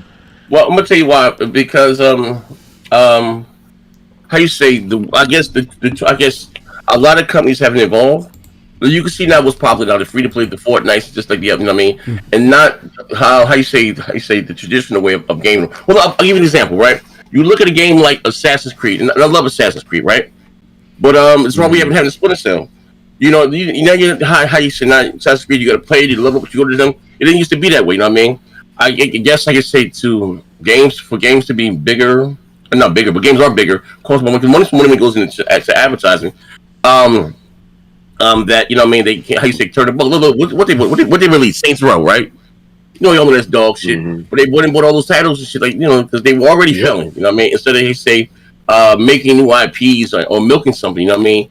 That's what we're in danger of. How you say with things like, you know, we talk about the Call of Duties, and we can talk about it also in more layoffs, but you know what I mean? You know, and that's when it becomes a little dicey, a little dangerous. You know what I mean? Where only one job, you know, one thing makes money, everybody wants running through that one thing. Battle Royale, everybody want to run through a border battle Royale. Instead of making something new and something fresh, I mean, look, even the art style. I've been talking about this for a while now. Look at we have 10, 12 people up constant, bro. Look at the games that they release and put on the big screen. They're not even taking the Octodash, some games like that. Barefoot, baby steps, whatever it's called. It's not taking advantage of the hardware. You know what I mean? Like, what's the purpose of having these all these CUDA cores and ray tracing if the games are not taking advantage of it, man? But you know what I mean? In my opinion, gaming was better, healthy, in my opinion, when he said was this niche hobby for the nerds. Now this became this big global thing, and everything is so milk and and watered down. You know what I mean? Like, it's, you know what I mean? They fucking, they ruined it. You know what I mean? Like, when the big wigs came in, they fucking it up because they don't understand the culture. Like, look, last thing we should have not too long with it. You look at Microsoft, right? How you say Microsoft makes money, right? They do what they do. But they're running the gaming department when Xbox. Like I said, that was the worst thing. They come, how you say, got a seat at the big table, but they're running with the Xbox like they run the Windows department. It's not this. We're not the same. You know what I mean? You can put Windows everywhere, But just, if you put out some dog shit ass, how you say, see if these are Crackdown 3, you're not gonna make more money if the people are not buying this shit here. In their mind, they think, we're gonna make even more money. People are not gonna want to buy shit over there. You know what I mean? Like, you don't have to reinvent the wheel. It's quality software. You know what I mean? And that, same thing. You know what I mean? But what do I know? You know what I mean? Like, look how they're structured, right? So, like, even with the third party thing, the school one is actually, how you say, but you're taking, and I'm not even talking about PC, because PC, I'm not talking about the niggas that play just multi-platform. I'm talking about the PC with two different audiences, right? You know what I mean? And also doing the console tip, you know what I mean? You're taking, I understand you're more money outside of, but you're giving people a less incentive to invest in their Baco, their ecosystem, if they can get it somewhere else. But what Microsoft has been doing, they haven't put in, like you say, quality software. I'm a Gears of War head, but if you look at Gears, you look at Halo, you look at Forza, those games have dropped in stature. You know what I mean? In especially Forza, that shit's surprising. Yeah, you know what I mean? That's usually like, I mean, Forza Horizon still do good, but like Forza Motorsport, usually that's like a freebie, right? It's like a layup. They fucked that one up. But you know what? But listen, you know what held them back? They couldn't do what they want to do because, again, you got that 4 T-flop console. My mom said that was a fucking mistake. You know what I mean? You know what I mean? Like, but neither here nor there. All right. Okay. Yo, Jada, what do you think about this, man? Deus Ex is canceled. This is the, consolidation right here. This is like, it's supposedly, this group was supposed to be, Embracer was supposed to be like the biggest publisher of all publishers. And they are collapsing, bro. Like everything they bought, they're just tearing it apart. I think, man, people just made a bunch of bad investments over the last 3 to 4 years. They got ahead of themselves and shit didn't work out the way that they thought it was going to work out. A lot of people had in mind games as a service. Some people had NFT games. Some people have all these stupid ass ideas. And I know it's one of those things where they say big risk equal big rewards, but big risk can equal big losses as well. So, but these corporations do this, and you see it all day, pretty much all week. These big companies are just laying off everybody and trying to cut their losses ahead of time. They see what's coming. They see where the curve is. Here's the thing. You got Michael Pachter. He's been out there for the last fucking decade talking about console gaming was dying and going away and everything else, right? And PlayStation and Nintendo is making more money they've ever made in history, right? Their consoles are selling higher than they ever made in history. But you have analysts like that they're trying to think about what's 5-10 years ahead in the future, and they make short-term or long-term investments, not thinking about the short term. And as gamers, we're very fickle. What we like today, we may no longer like tomorrow. So if you invest heavily in something and you change your whole company structure and you go and make all these acquisitions because you think this is where things are going to be, and then a couple of years later you realize, oh shit, this is not where it's going, and now you're stuck with all these people and stuff. This stuff happens. It's a dangerous game. Not everybody is Microsoft. Not everybody has $3-4 trillion at their disposal to be able to make these decisions and change these failures and stuff like that. So I don't know. I just hope Nintendo and Sony stay grounded, do what they've always. I want them to invest what they're doing in Africa, what they're doing in China, in Korea, in India, and stuff like that. Those are smart moves because those will always expand. Those won't contract. But you go off and try to do some crazy stuff, man. It's a big risk. Okay. What about you, Extreme? Let me be honest. Okay. Yeah. Let's face it. Here's the problem with Divorcer. Okay, number one, they had no real gaming background. Okay, they're just a holding company, which is just a bunch of rich people that thought, hey, this market is popping. We can just place our investment here. So what they decided to do was that they decided to just go and buy up everyone without any strategies, without understanding like what makes these like studios or publishers or games popular at their core. They didn't understand the market that they stepped into. And they decided to go ahead and just throw money everywhere. And now that they've gotten all of these companies where they overexpanded and they overdid themselves, now they're realizing, oh, this isn't easy. This isn't just something where you just bought a factory and they just keep, pumping out things and then making clients, and then they realize, oh, what? This requires creativity, and oh, even from the top suite, we have to know the direction that we are setting in. We have to know these things. These are not just automatons that are just going to produce art, quote unquote, for us, and we can just sell it. So that's it. That's the thing. Fundamentally, they do not understand what it is that they bought into. They went in there because they had some money. It is the typical venture capitalist kind of attitude. You go in, you buy a bunch of shit, you expect to make it, 10 times the amount in 2 years, and then when things start going left, you look for other investors to kind of like be roped into your little scam that you've got going on. And eventually enough people kind of get wind of it, they get turned away, and the funding that you thought you were going to get doesn't happen. Because the only reason that Divorcer is letting go all the studios is because they were supposed to get into a partnership with the Saudi Arabian government, okay, and they were supposed to get $2 billion from them. And then these people decided, no, actually, we're not going to invest those $2 billion in your company. And now they are divorcing everyone left and right. So that's it's just a typical rich people don't understand where they're putting the money thing. That's all. Yo, Brain, what you think? You here? Yeah, I'm here. Yeah. Okay. I don't think I can add any more than what M and what Z said. I think between those two, what they explained, they really hit the nail on the head. Because I was really trying to figure out, what does Embracer Group, are they were they originally, or are they originally a gaming company? But because I was like, maybe there's something like Tencent, but no. If M said, they are nothing more than an investment group, and they're just buying, just buying up companies left and or gaming companies left and right. In this case, Eidos. And as J-Dub said, it's just a bunch of bad investments. Now Square Enix is crazy. I was kind of pissed off when Square Enix got rid of all of their Western studios, but it looked like, man, they go like profits now. By doing it. I mean, they were in the right to sell their studios. The only thing I can say to this, because I'm not going to piggyback off of anything that Z or M or J-Dub said. The only thing I can say to this is that this may forecast what does AAA gaming look like in the future. I mean, is double A gaming going to be more? It's going to become more prominent as it was back in the 90s and early 2000s. During the I would say anywhere from the fourth and sixth generations or what, because of this.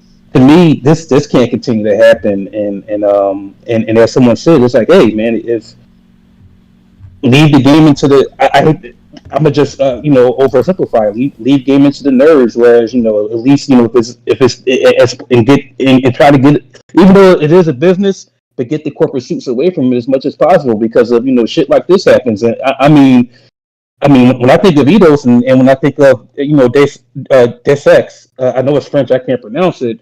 I never played that game, but I do know that game. But Eidos, more specifically, I know them for Tomb Raider, or the original creator of Tomb Raider. I would have never thought this. I wouldn't have never thought this. Fucking hell of a 30 years ago, 15 years ago, I wouldn't even never thought this, man. So it's like, yeah, where what does this mean for AAA gaming in the future? Whereas, hey, if known studios like this is being shut down, fuck, what does that mean? And that's it for me, man. Because this is I'm not sad about it, but at the same time, it don't look good. All right. I mean, look, what it means for the future is this: if we're going to just let holding companies and big money come into our industry, they are going to do exactly this. Because holding companies, for people that don't know, holding companies are just there to manage your stock. They're just there for the assets. Like, they are literally just a bunch of rich people that are like, hey, you know what? If we invest in Duracell, because everybody needs batteries. If we invest in Sony, because everybody needs TVs and whatnot. If we invest in this or that, we will be able to control a portion of that stock, whether that is a wholly owned like subsidiary or just like a cut of the slice. and then we'll just be able to make money. That's literally the only thing they are there for. Like when people say that it's things like cash grab, this is literally the ultimate capitalist definition of that. You know, it's not there to help. It's not there to manage like the subsidiaries. So, for example, if you had a studio like who is the people that make Deus Ex again? Eidos Montreal, right? Who was already having in trouble.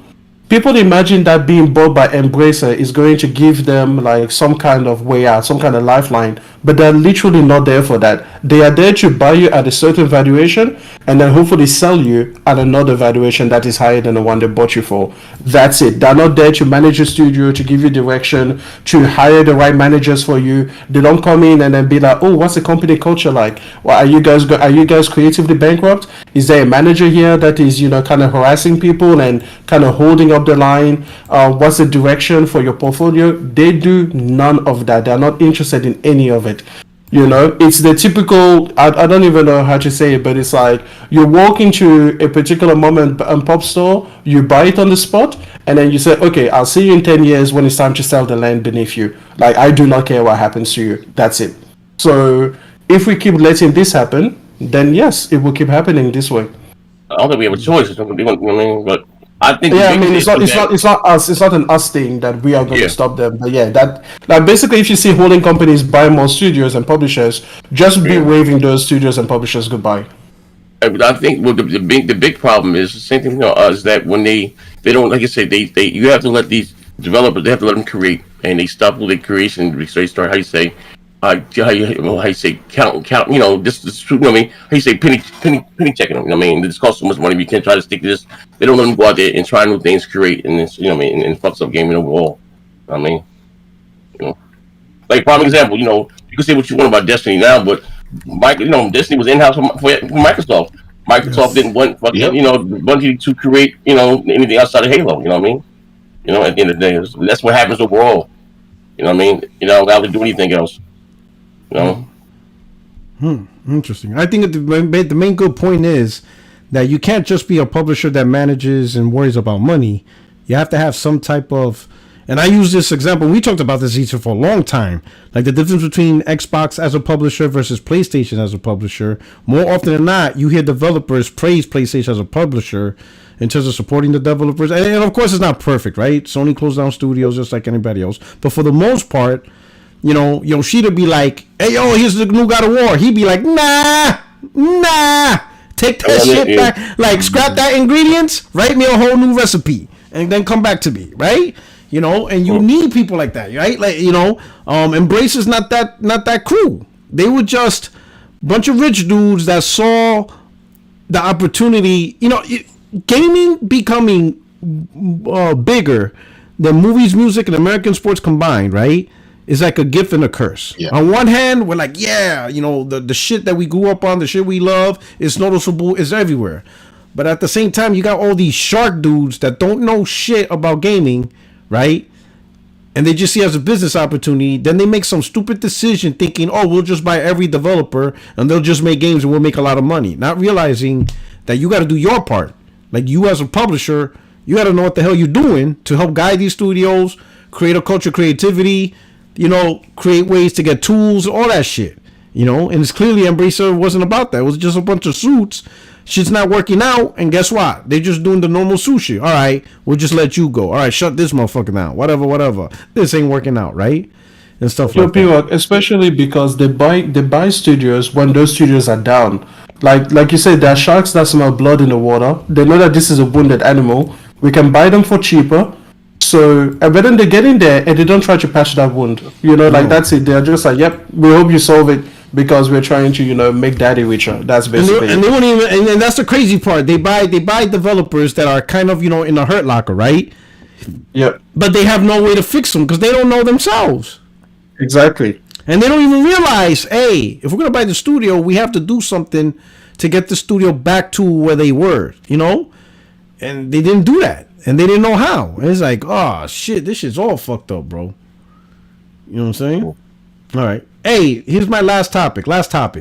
So, in the midst of Activision Blizzard getting laid off and stuff, one particular, conversation or talk that's going on is part of that studio was the teams behind the physical games, or so Xbox laying off their, whatever. Now here's the thing, right? And this really could potentially be a PlayStation thing, but for now it's Xbox. What happens if Xbox goes all digital? I'll start with you, Z. What do you think could potentially, what type of impact Xbox, especially as a console, go through if they don't release a console with a disc?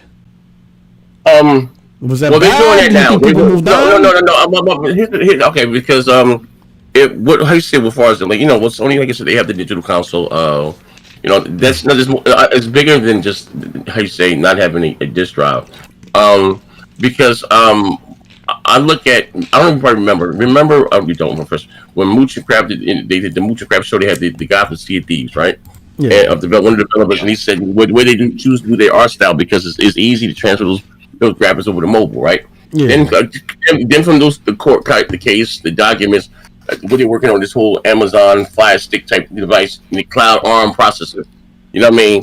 That's my overall. You know what I mean? Not just them having it's great to have you want me a powerful console because in the day I understand physical people will love it, but 9 times out of 10 the gamers aren't on this anyway. Unless you're talking about you know what I mean? It's just if the server's down, you ain't gonna play them up anyway. It's just the fucking CD, right? So my what they're going for is what type of are they gonna start pushing for the power and in game or just what I mean?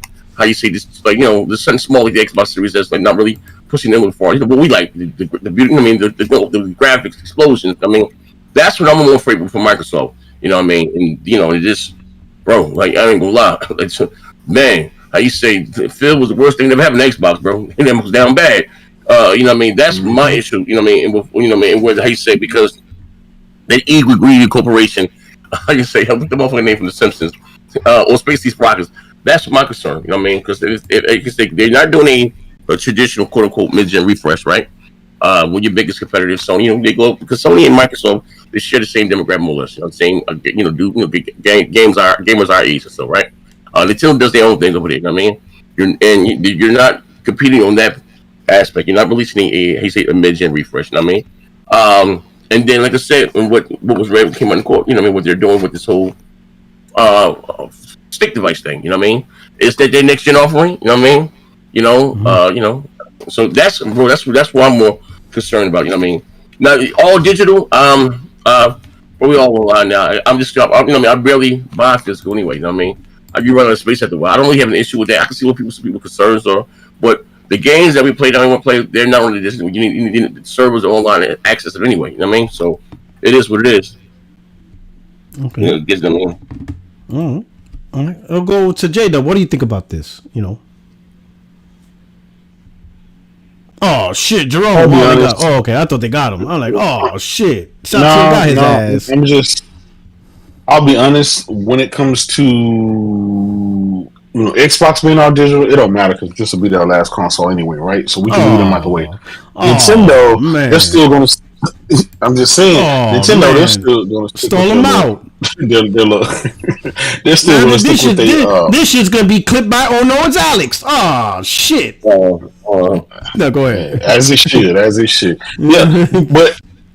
I'm push Xbox aside because they up out of there. But Nintendo's still going to be doing their same proprietary cartridge shit, right? They never got with the time. They never really got the disc thing right. You remember the GameCube, right? That was still limited by the size because they decided to do the little half disc thing, and then the Wii U. We know what happened there. So I think they'll continue doing what they do.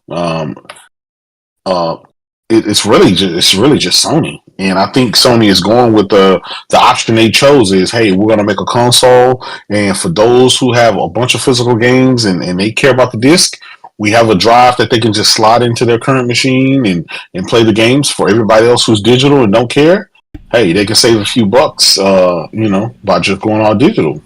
Okay, all right. And that's kind of all right. Let me hit the super chat, and then I'm gonna get M's point on this. Metro Knight, he said, "Take a drink every time Z says, nah, I mean." Oh shit! Oh shit, we got some drunk ass We'll all be motherfuckers drunk. up here. We'll all be drunk. Shit, we'll be all fucked up.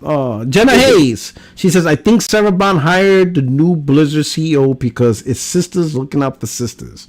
Phil Spencer's going to have a lot of sisters running Xbox.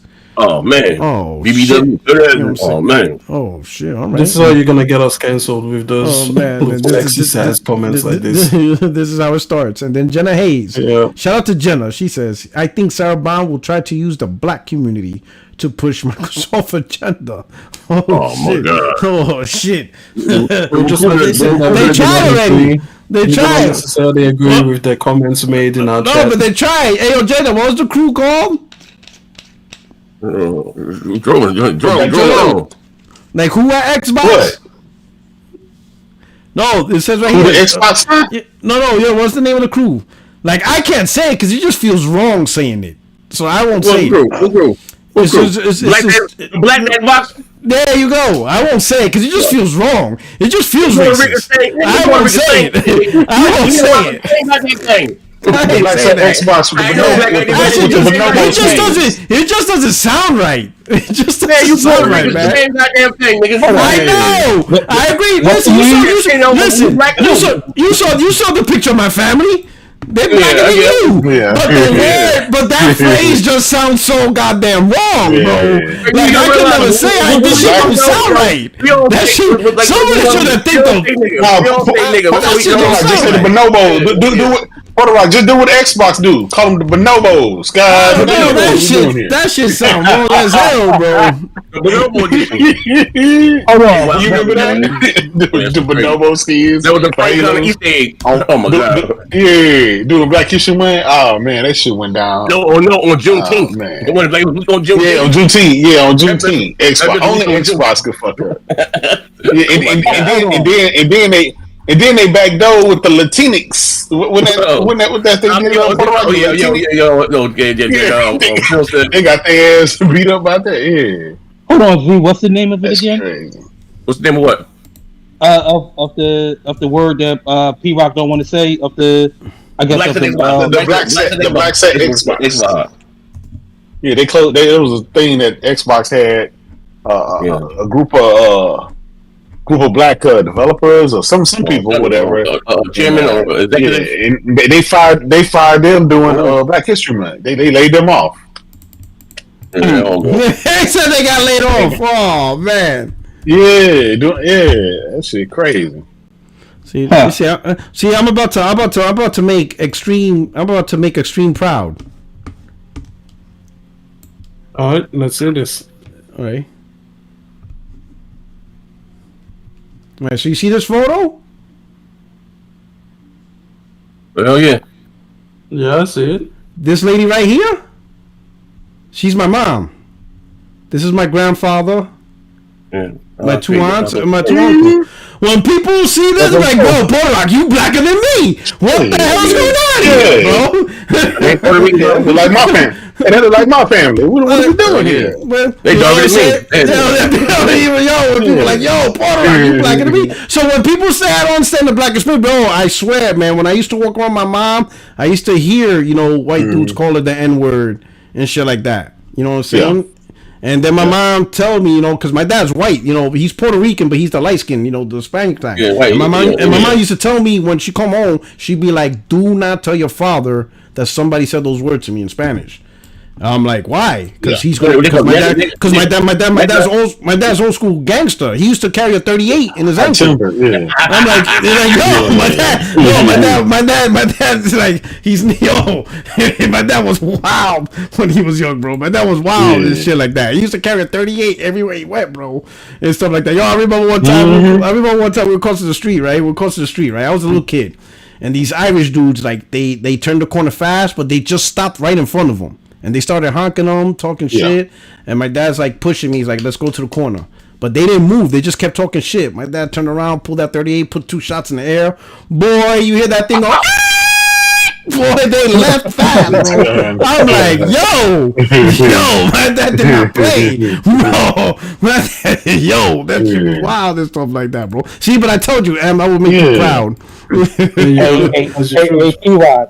I got some soul. You know what's real crazy? what's real crazy that I didn't know. I didn't know this until a Puerto Rican woman told me this. I always knew that Puerto Ricans that they were Taino and Spaniard, but I did not know that the third component of it was also African, and it wasn't until my one friend that was Puerto Rican actually told me that because the slaves were up there. Yeah, bro. You ever see Underworld? You ever see Underworld? You understand what I'm saying? Like Underworld, you got the hybrid dude. He's like half vampire, half wolf. They're better than both. Yeah. So I got the straight hair white people, but the dick of a black man. I got it all, bro. I'm good, bro. Oh shit. I got it all. I got good hair and a big penis. I got it all, bro. I'm ready.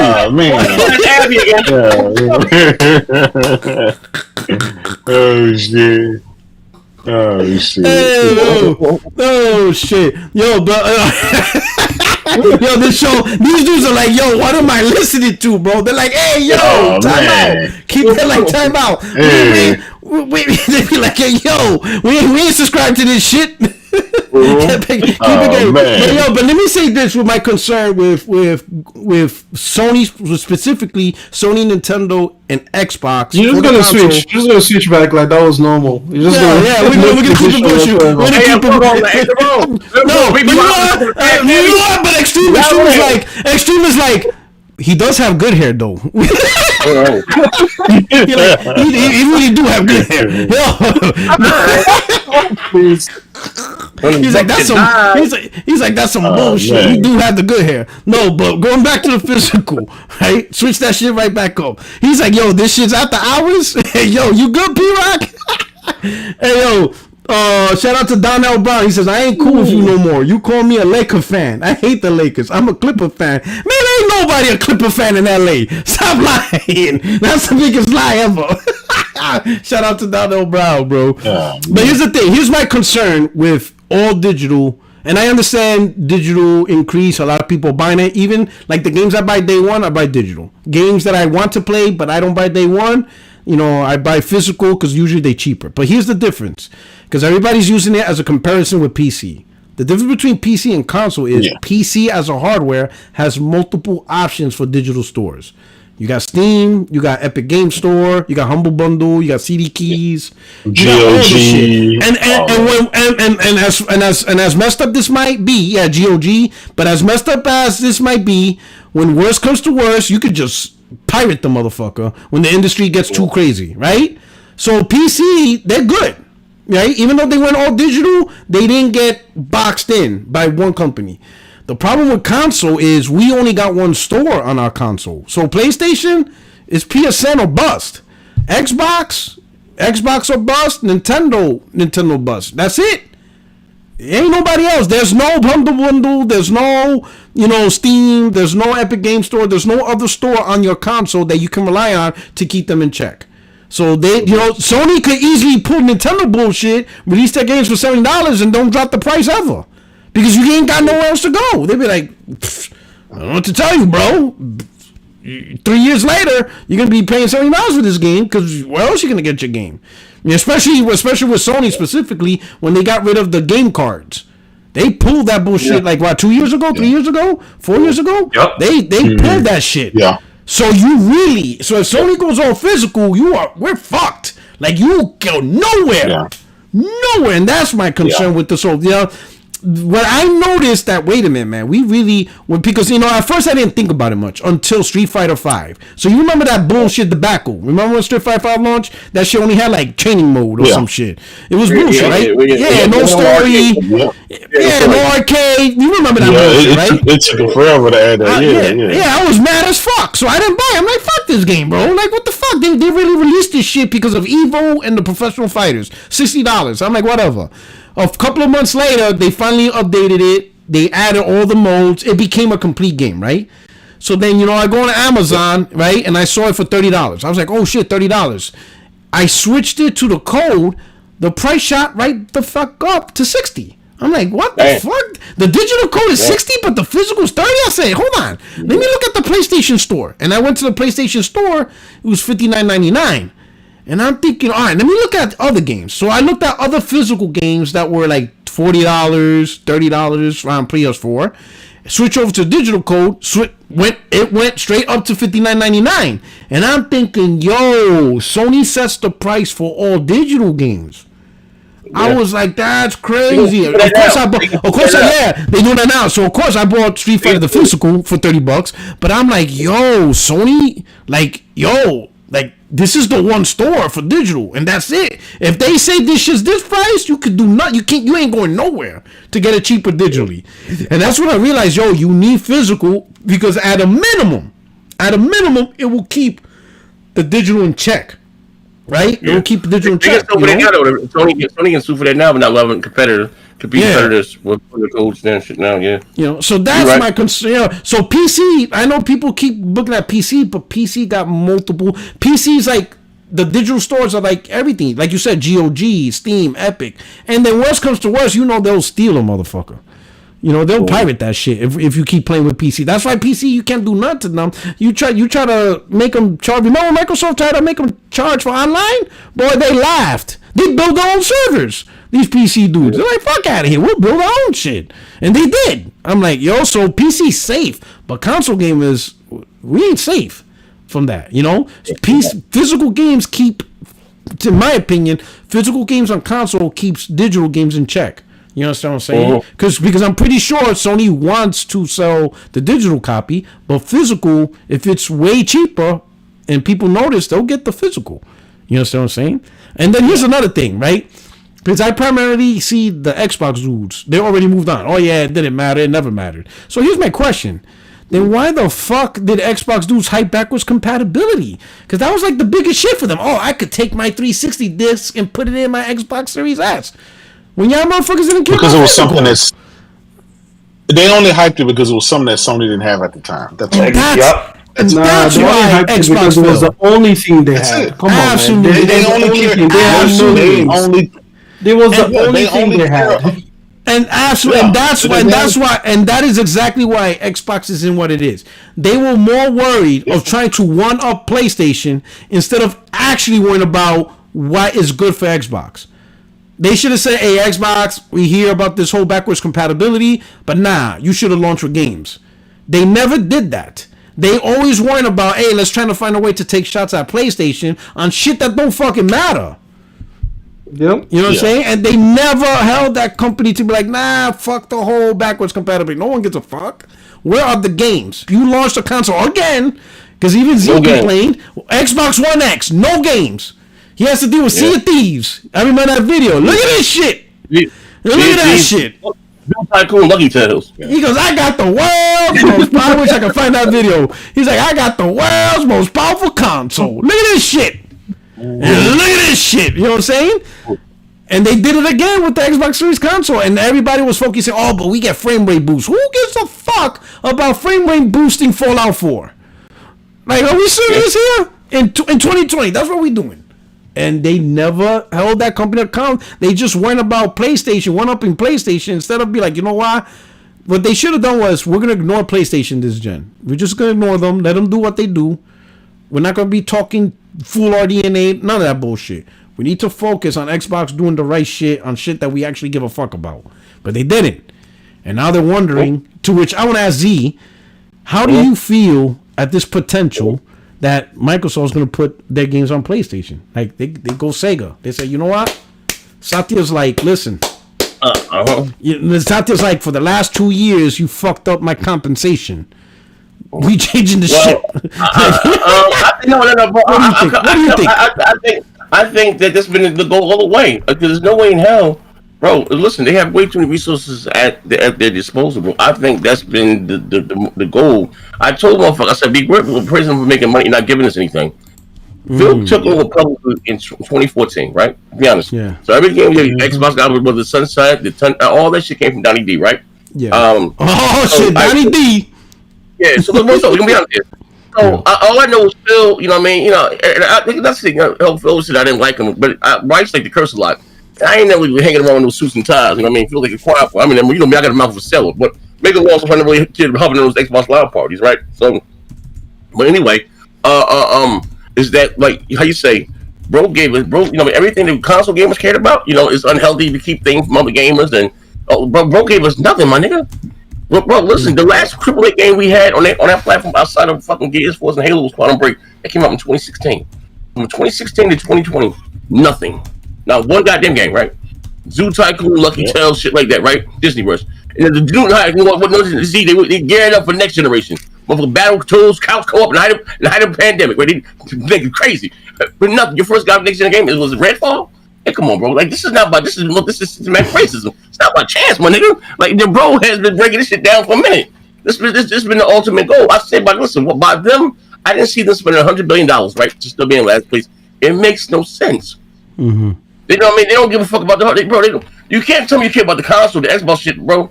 When you do out despite the console, everyone whether it's PC get this, I don't want to play Age of Empire and other weird shit. You give the console nothing, even the cell phone part of the time, and give the console nothing. That's always been a good thing to get to do it with the hardware. I mean, they don't give a fuck about the hardware, bro. That's a fact. I mean, shit. Shit. Listen, what did Phil give us, bro? I'll be honest, real talk. What game? Everybody done with COVID. So what the fuck you working on the last 6 years? Like, come on, man. You make that make sense. Quantum Break. Think about the year Quantum Break came out and what released after that? Nothing. Outside of Gears of Force and Halo. Same shit. Then you end with nothing and you start with nothing? Come on, bro. You got Bleeding Edge? Come on, bro. You got Bleeding Edge. Bleeding ass. Yeah. you got Grounded, bro. Yeah, honey, I struck the fuck nigga.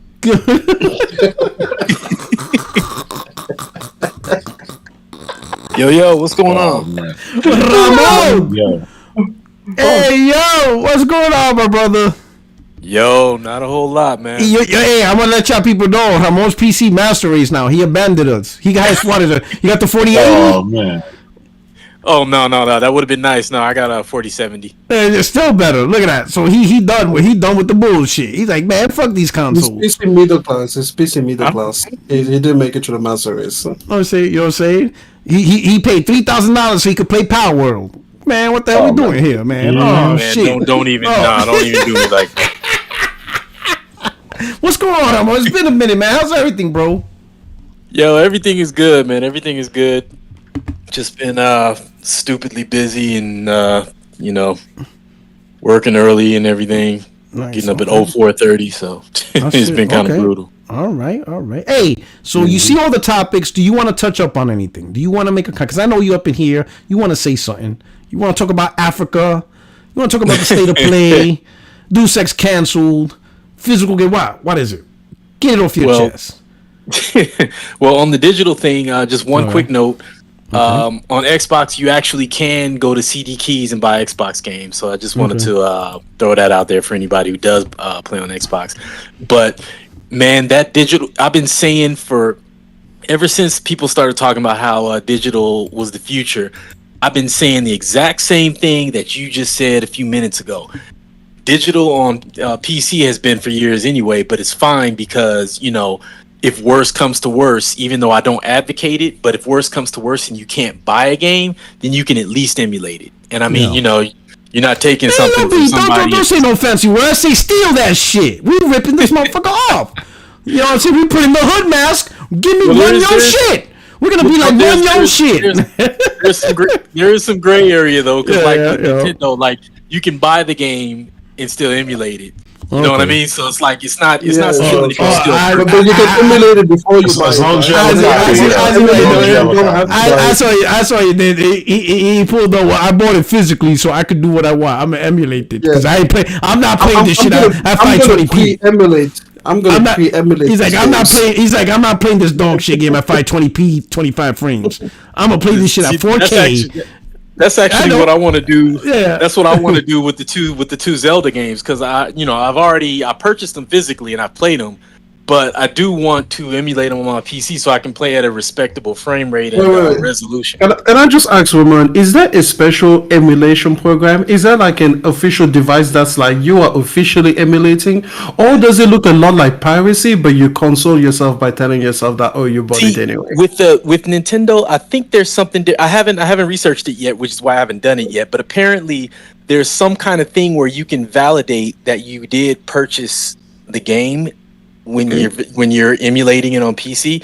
I've only ever heard anybody say that about Nintendo. So there's something about that. I need to look into it. But basically, you can legally everyone is allowed to make one backup copy of their media. Oh, really? So That's it's what like it is. So as long as you own the media, you can copy it. But but we know people. Yeah, they make backup copies and then they share it with their friends that didn't buy it, and that becomes the illegal portion. They get the backup copy and be like, "Well, I own it now." Yeah, I own it now. That's the funny thing. That's the funny thing about that's the funny thing about the whole Nintendo thing, because I was like, I always buy Nintendo games used, because they've never up until Tears of the Kingdom and Breath of the Wild, they've never put out anything that I would consider worth full price. But if I do, like, say what J-Dub says, where I'm, like, say, making a copy of it, now I gotta buy their games brand new because even if I could get away with it, I just even before, people are like, oh, well, you work in the arts, so it's empathy. No, it's not that. I've never been about like taking something that's not mine. So it's like I'm going to pay for it. If I'm gonna emulate it, I'm gonna pay for it first. So, but back to the digital point with the PlayStation storefront. Okay, so up here, digital current gen games are $89.99. However, Square Enix, I don't know what it is about Square Enix, but actually Capcom did it, I think, with Dragon's Dogma 2, if I'm not mistaken. But Square Enix brand new games are $94 plus tax. So if you, Damn. Are you in Canada? Canada, yeah, in Canada. Okay.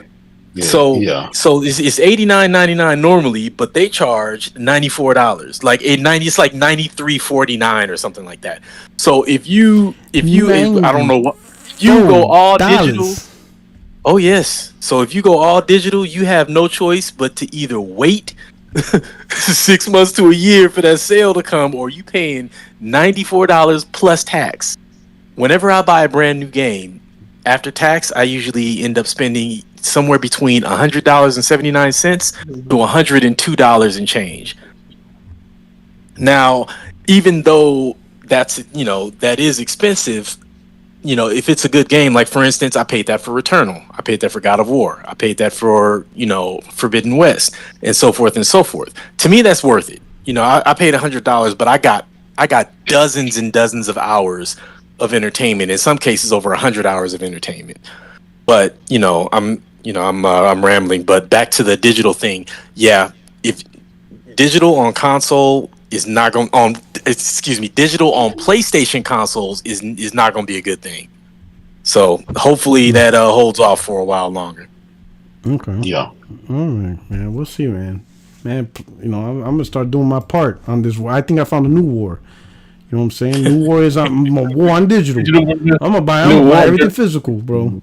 Oh shit! All right. Oh, here we go. Now shit's about to go left. JD Gamer, pathetic pork begging ponies. You got no games. We'll find out tomorrow.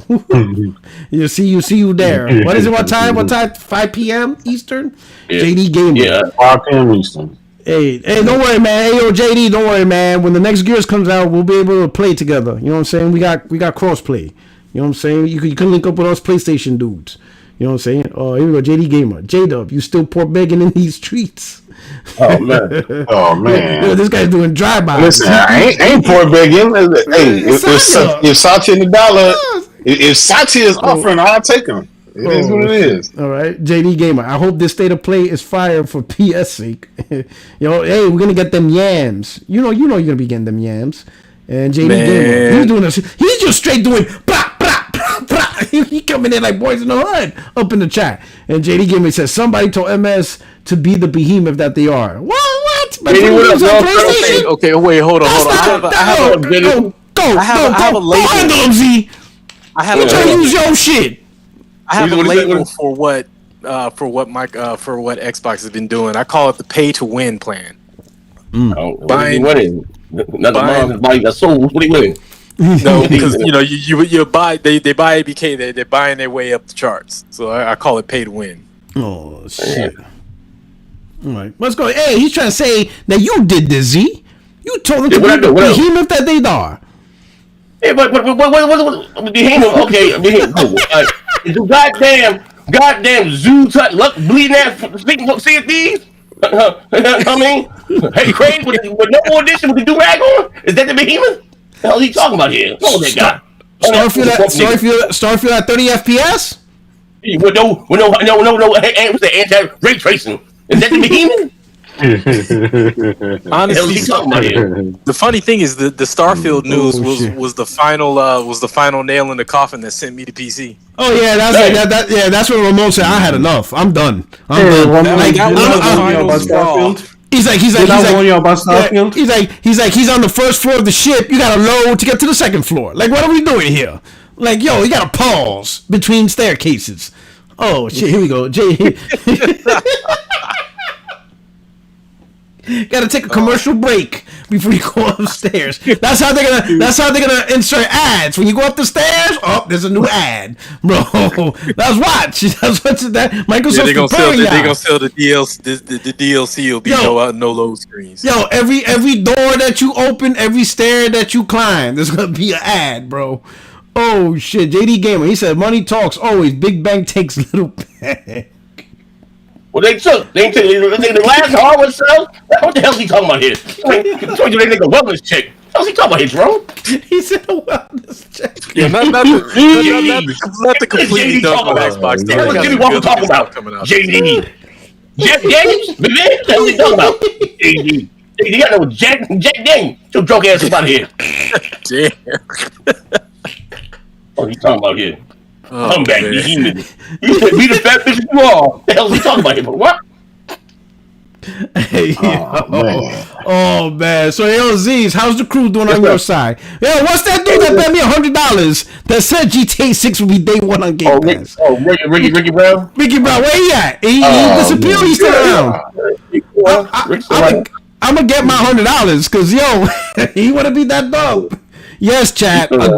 Someone bet me $100 that Grand Theft Auto 6 will be day one on Game Pass. And I told the dude, like, bro, are you stop. freaking kidding me? Z was there. And I told him, bet you that? And I told him, I'm not doing this bet, bro. Like, you just give me the $100 if you're gonna do that shit. Fuck you. Hey, yo, who is it? I'll bet him. Who is it? No, he kept egging me on. So after a certain point, you know, you egg me on too much, I'm gonna be like, fuck it, I'm gonna take your money then, since you're gonna be this dumb. So I bet him, all right, fine. I said, no, it won't be day one. I just want to find this person so I can get in on it too. Be like, man, I'll bet you 200 to your 100. It's Ricky Brown. There ain't no what in the world? What in the world? Why? These Xbox dudes are different, man. They're different. In what world would Rockstar think that was a good idea? No, you were thinking about that old, the Grand Theft Auto 4 thing when they did with Microsoft. Yeah, no, but Homeboy really thinks that Grand Theft Auto 6, Microsoft's gonna get it to be day one on Game Pass. GTA 5 still charts. Still. These dudes are built different, bro. And then you see why. Z ended up on Adderall. And blood pressure medication. You see why? They did this to him. They did this to him. Yo. Crack cocaine. This is just crack on podcast. My man's on lifelong medication dealing with this shit. He's like, real. Oh man. Shit. That bitch told me what's that goddamn game? Lucky Tales was on this gaming all about bullets and headshots. Lucky Tales the same level Halo. I said, shit, yo, remember that was an exec. Yeah, remember. My gosh, yo. Giving all the bullets and headshots. I said, damn. Mind your business, bitch. Here we go, JD. Yo, JD Gamer, right? He's doing his final drive-by. He says, MS don't care how you give them your money. Just pay up, ponies. Make it better for the bots. Y'all gone. F around and pay Xbox next 3 AAA games. I don't know what this dude's arguing. I will happily pay Xbox for their AAA games. As long as they ain't got on that trash ass console, people will pay. I'm a hard this, yo. Oh shit, man. What AAA games? You know what I'm saying? Oh shit! What are you supposed to pay for? I just want to know. I just want to know. What baby's first Uncharted? Disavowed? He said you're gonna buy. He said you're gonna be there day one when Starfield goes on PlayStation. Oh man, listen. You're gonna get the Down Under edition. Oh, you know what I'm saying? Worse? Would it be worse? You could travel from Perth to Darwin. You know what I'm saying? Hey. What happened? And this Hold on, I haven't bought Tekken. Like I bought Street Fighter, and then I haven't even played that for a while, man. Like little by little, like I'm gonna be honest, man. I became super casual. Like I don't have like the drive to compete no more. Like the energy to you know, like Madden when I used to whoop your ass. I don't think I have the drive to do that no more, man. You know what I'm saying? Yo, Z, you remember when you beat me that one game? Yo, I was so goddamn. You know what really put me on the warpath? When that dude was like, damn, Pre-Rock, you should just stick to Dark Souls. Oh, I was so goddamn. Oh, you don't know. That dude lit me up. I'm like, yo, I'm gonna come back and rain hell. I went like on an 8-game winning streak, and it was because of that dude. I don't even know who it was. I think it was Pizzo. I don't know who the fuck it was. The dude said, who was it? Quan, that pissed me off. Like, so he was like, "Yeah, you should just stick to Dark Souls." I was like, "Ooh." We gotta run that back, yo. He channeled my inner double dribble kid in me. I'm like, "Ooh, this is the disrespect, bro." After that, I bought Madden. I just played it hard. I'm like, I'm gonna come back to these motherfuckers. You ain't gonna disrespect me like this. Like, yo, it goes like this. JD Gamer, he says, pathetic pork begging ponies got no games. I'm out. Take care, JD Gamer. You know what I'm saying? Hey, I can't wait to see the next PlayStation Xbox showcase. You know what? I can't wait. Wrong for that. see the Xbox PlayStation showcase. Can't wait. You know what I'm saying? You can't wait, man. Ain't an erection no more. Oh man, they don't even my chat. They don't even my chat. Oh, what you said? What happened? That P-Rock came and maintaining the erection no more. Oh shit! Oh man! Yo, this shit's crazy, yo. But anyway, man, we're about to go through. We're gonna do our outros, man. We're gonna start from the top. Yo, M from Down Under. Yo. Hey, listen, Ramon, I'm gonna need you to give me my flowers. I told you Redfall was gonna be dog shit, and it was. I told you Starfield was gonna be garbage, and it was. You finally left the Xbox lands for PC. Well done. I told you to make sure that Xbox stays off. Remember when you were like, I just want to turn it on, and I was like, keep it off. You know that was pissed. He's like, I ain't come out for this shit. He's like, no, I ain't got no problem. Well, number one, you know what? He right though. Redfall already gave me a problem.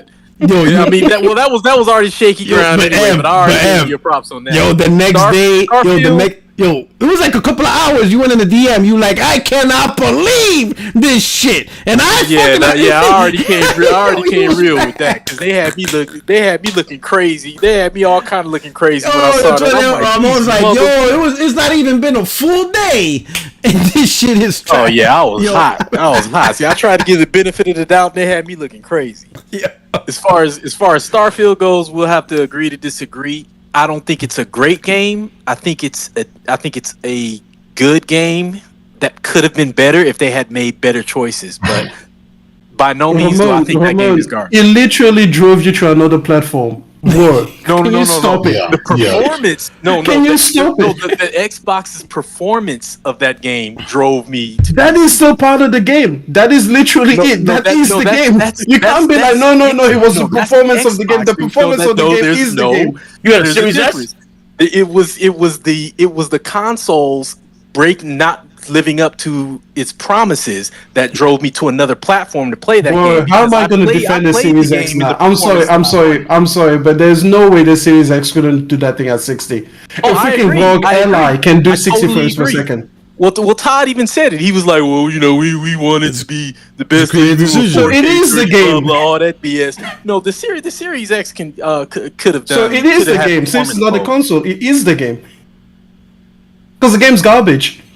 Well, he's playing at 60 frames on PC. He's playing 60 frames on PC. There are a few games that I will ever call garbage. There are a few games that I will ever call garbage. There are bad games. There are games that really had a lot of solid effort put into it that didn't turn out well. Garbage games are games. Okay, Redfall can be argued as garbage because they released that in a poor state. They knew it was going to be launched in a poor state, and it launched terribly. But there are plenty of games that are terrible games, but I won't call them garbage because a lot of people's hard work went into it, and it just didn't work out. Well, fuck that hard work. I'm sorry. If you create garbage, you know what? You worked hard at garbage. Man, what the fuck? What do you think this is? Look at how hard you work for it. If you create a bad product, it's a bad product. Yes, you I agree. There's a difference between a bad product and garbage, man. But this one is garbage. Jesus Christ! And you know what? It's a brand new year. Okay, we're still in January. We'll forgive all sins. You gotta give the. I'm saying is that, hey, Ramon, going forward, when I tell you a game's garbage, just know not to pre-order it. Just not to watch out. You know, just don't defend it. Our tastes intersect from time to time, but we not this time disagree on stuff. Like this motherfucker left the platform because of a game, and he's like, "No, it was a good game. No, it could have been fun if they made different choices. If it wasn't garbage, it would have been good." But I played the game on the other platform in the performance that was promised by the console that I left. That makes no sense. You played the game on the other platform in the performance that was promised by the platform that you bought. Yeah, exactly. When I bought the Series X, they were promising, 4K, 60, 120, blah, blah, blah, blah, blah. Then they said Starfield's going to run at 4K 30 on Series X, and I was like, that's the last straw. I don't even understand how improving the garbage per second makes it a better game. Oh my gosh, the garbage per second. You got some GPS there. You got your GPS up.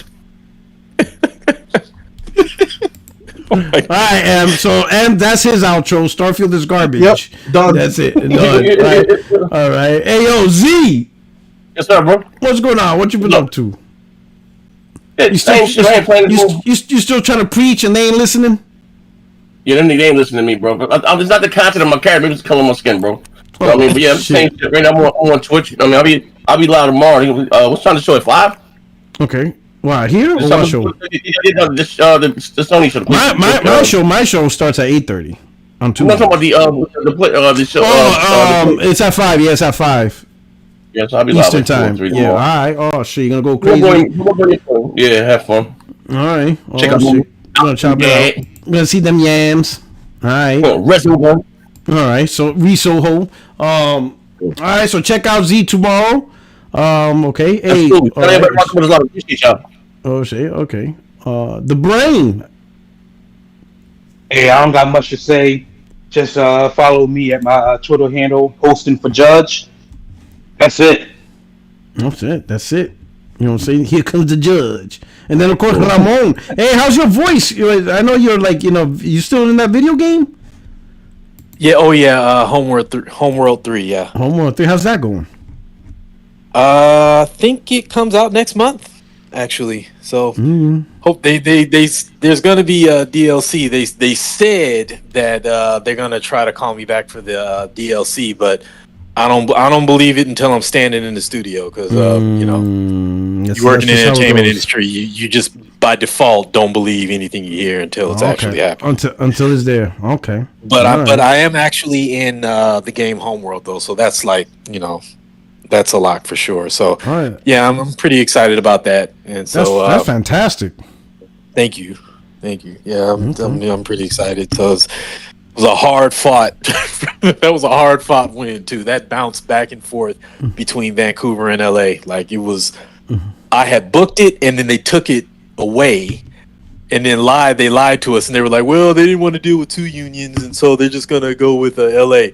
And I was telling a friend of mine, in fact, my friend Patrick Gallagher, who played Khotun Khan and Ghost of Tsushima. I was telling him about it, and he's like, no, let me tell you what that really meant. What that really meant was they can pay actors less in LA because the union, the pay is different. Really? And sure enough, that's what it ended up being. but then I don't know what happened, but then they switched back, and then they called me back. So it was kind of like, I got it, lost it, and then I got it again. So man, the world of entertainment. Oh, dude, like anytime somebody's like, "Oh, I've been thinking about being an author, or I'm thinking about being an actor," and like, the question I always ask is, can you see yourself making a lot of money doing something else and being happy? And if they say yes, 10 times out of 10, I tell them do that. Because unless it's just a part of who you are and every fiber of your being, you're gonna go through some emotional roller coasters, and the shit is just brutal. It's a light, until you hit, you gonna grind. So like, how about if your aspiration is just going on stage and be like, I got an Oscar, bitch. That's all I want to do. I want to get to the point, people cry, I want an Oscar. I'll be like, you see this? I earned this shit, bitch. And then just walk off the stage. That's what. That's it. I got an Oscar, bitch. Fuck you mean? You understand what I'm saying? You know what I'm saying? I just want to compete against, DiCaprio win and be like, I'm better than you, and that's it. Oh man, that dude's a powerhouse. Yeah, I know. Right? You think y'all get a gig after that ever again? Like, yo, this dude just said he better than Leonardo. Anyway, man. Hey, but I'm glad that shit's working out for you, brother. Appreciate it. Anyway, man, thanks to the Godfather. Oh shit, JD Gamer is not done. JD Gamer, man, you need to get your DD214. Don't you know the war's over? Shout out to JD. He said, "Be the behemoth that you are. Buy them all." He keeps saying behemoth. Like he keeps saying behemoth. Behemoth. Be the behemoth. Be the behemoth. He said behemoth. That you are. Buy them all. Watch them cry. I got your mascot Crash over here. He said, I like it over here. Next, I'm coming for your longtime boo Square. She looking real sexy. I'm out. I'm like, bro, you firing everybody anyway, so you ain't gonna get no Crash game. Who's gonna be there to make it? I know, dude. I thought it was so cute when everybody was like, "Man, we're gonna get these revived IP. We're gonna get new Crash." Blah blah blah. And I'm like, dude, they use all their studios to keep one game going every year, and they fired them dudes. Yeah, like, and even them dudes got fired. Who's even left to make Activision games? You got contract workers every 18 months switching in and out, dude, bro. That is gonna, if they're using contractors, man, I'm not feeling very optimistic about how that's gonna turn out, dude. Hey, Roman. First of all, congratulations on your gig, yeah. But just one thing, as you get bigger, right? If you go over and you work on an Xbox game that is dog shit, don't come around these parts. Because I'm not gonna care how hard you worked, okay? I just want you to know. I'm just warning you. I'm just warning. If you go like you are the principal actor in Starfield 2, and that shit comes out looking crazy like this one did, just don't come on or don't say anything. Hey, I'm just warning you the game. They call me in, I go in, I do what I gotta do, and then I leave, and they do the rest. Exactly. But if you're gonna get all sensitive and be like, "Bro, people work hard on this game," bro. He's like, listen, dude, a large part of my resume is Hallmark movies, so you can't hurt my feelings. Oh yeah, man. As long as you come correct. Because I would call that shit dog shit to your face. He said, "Merry Christmas." Yeah, I didn't make the game. I just. He said, "I just acted in it." He said, "I did not." He's like, "I did not write not one line of code." Exactly. I didn't make the movie. I didn't write any lines of code in the game. They called me in and said, "Say this and do that." He says, "Just say yippee-ki-yay, motherfucker." That's it. Yeah. All right.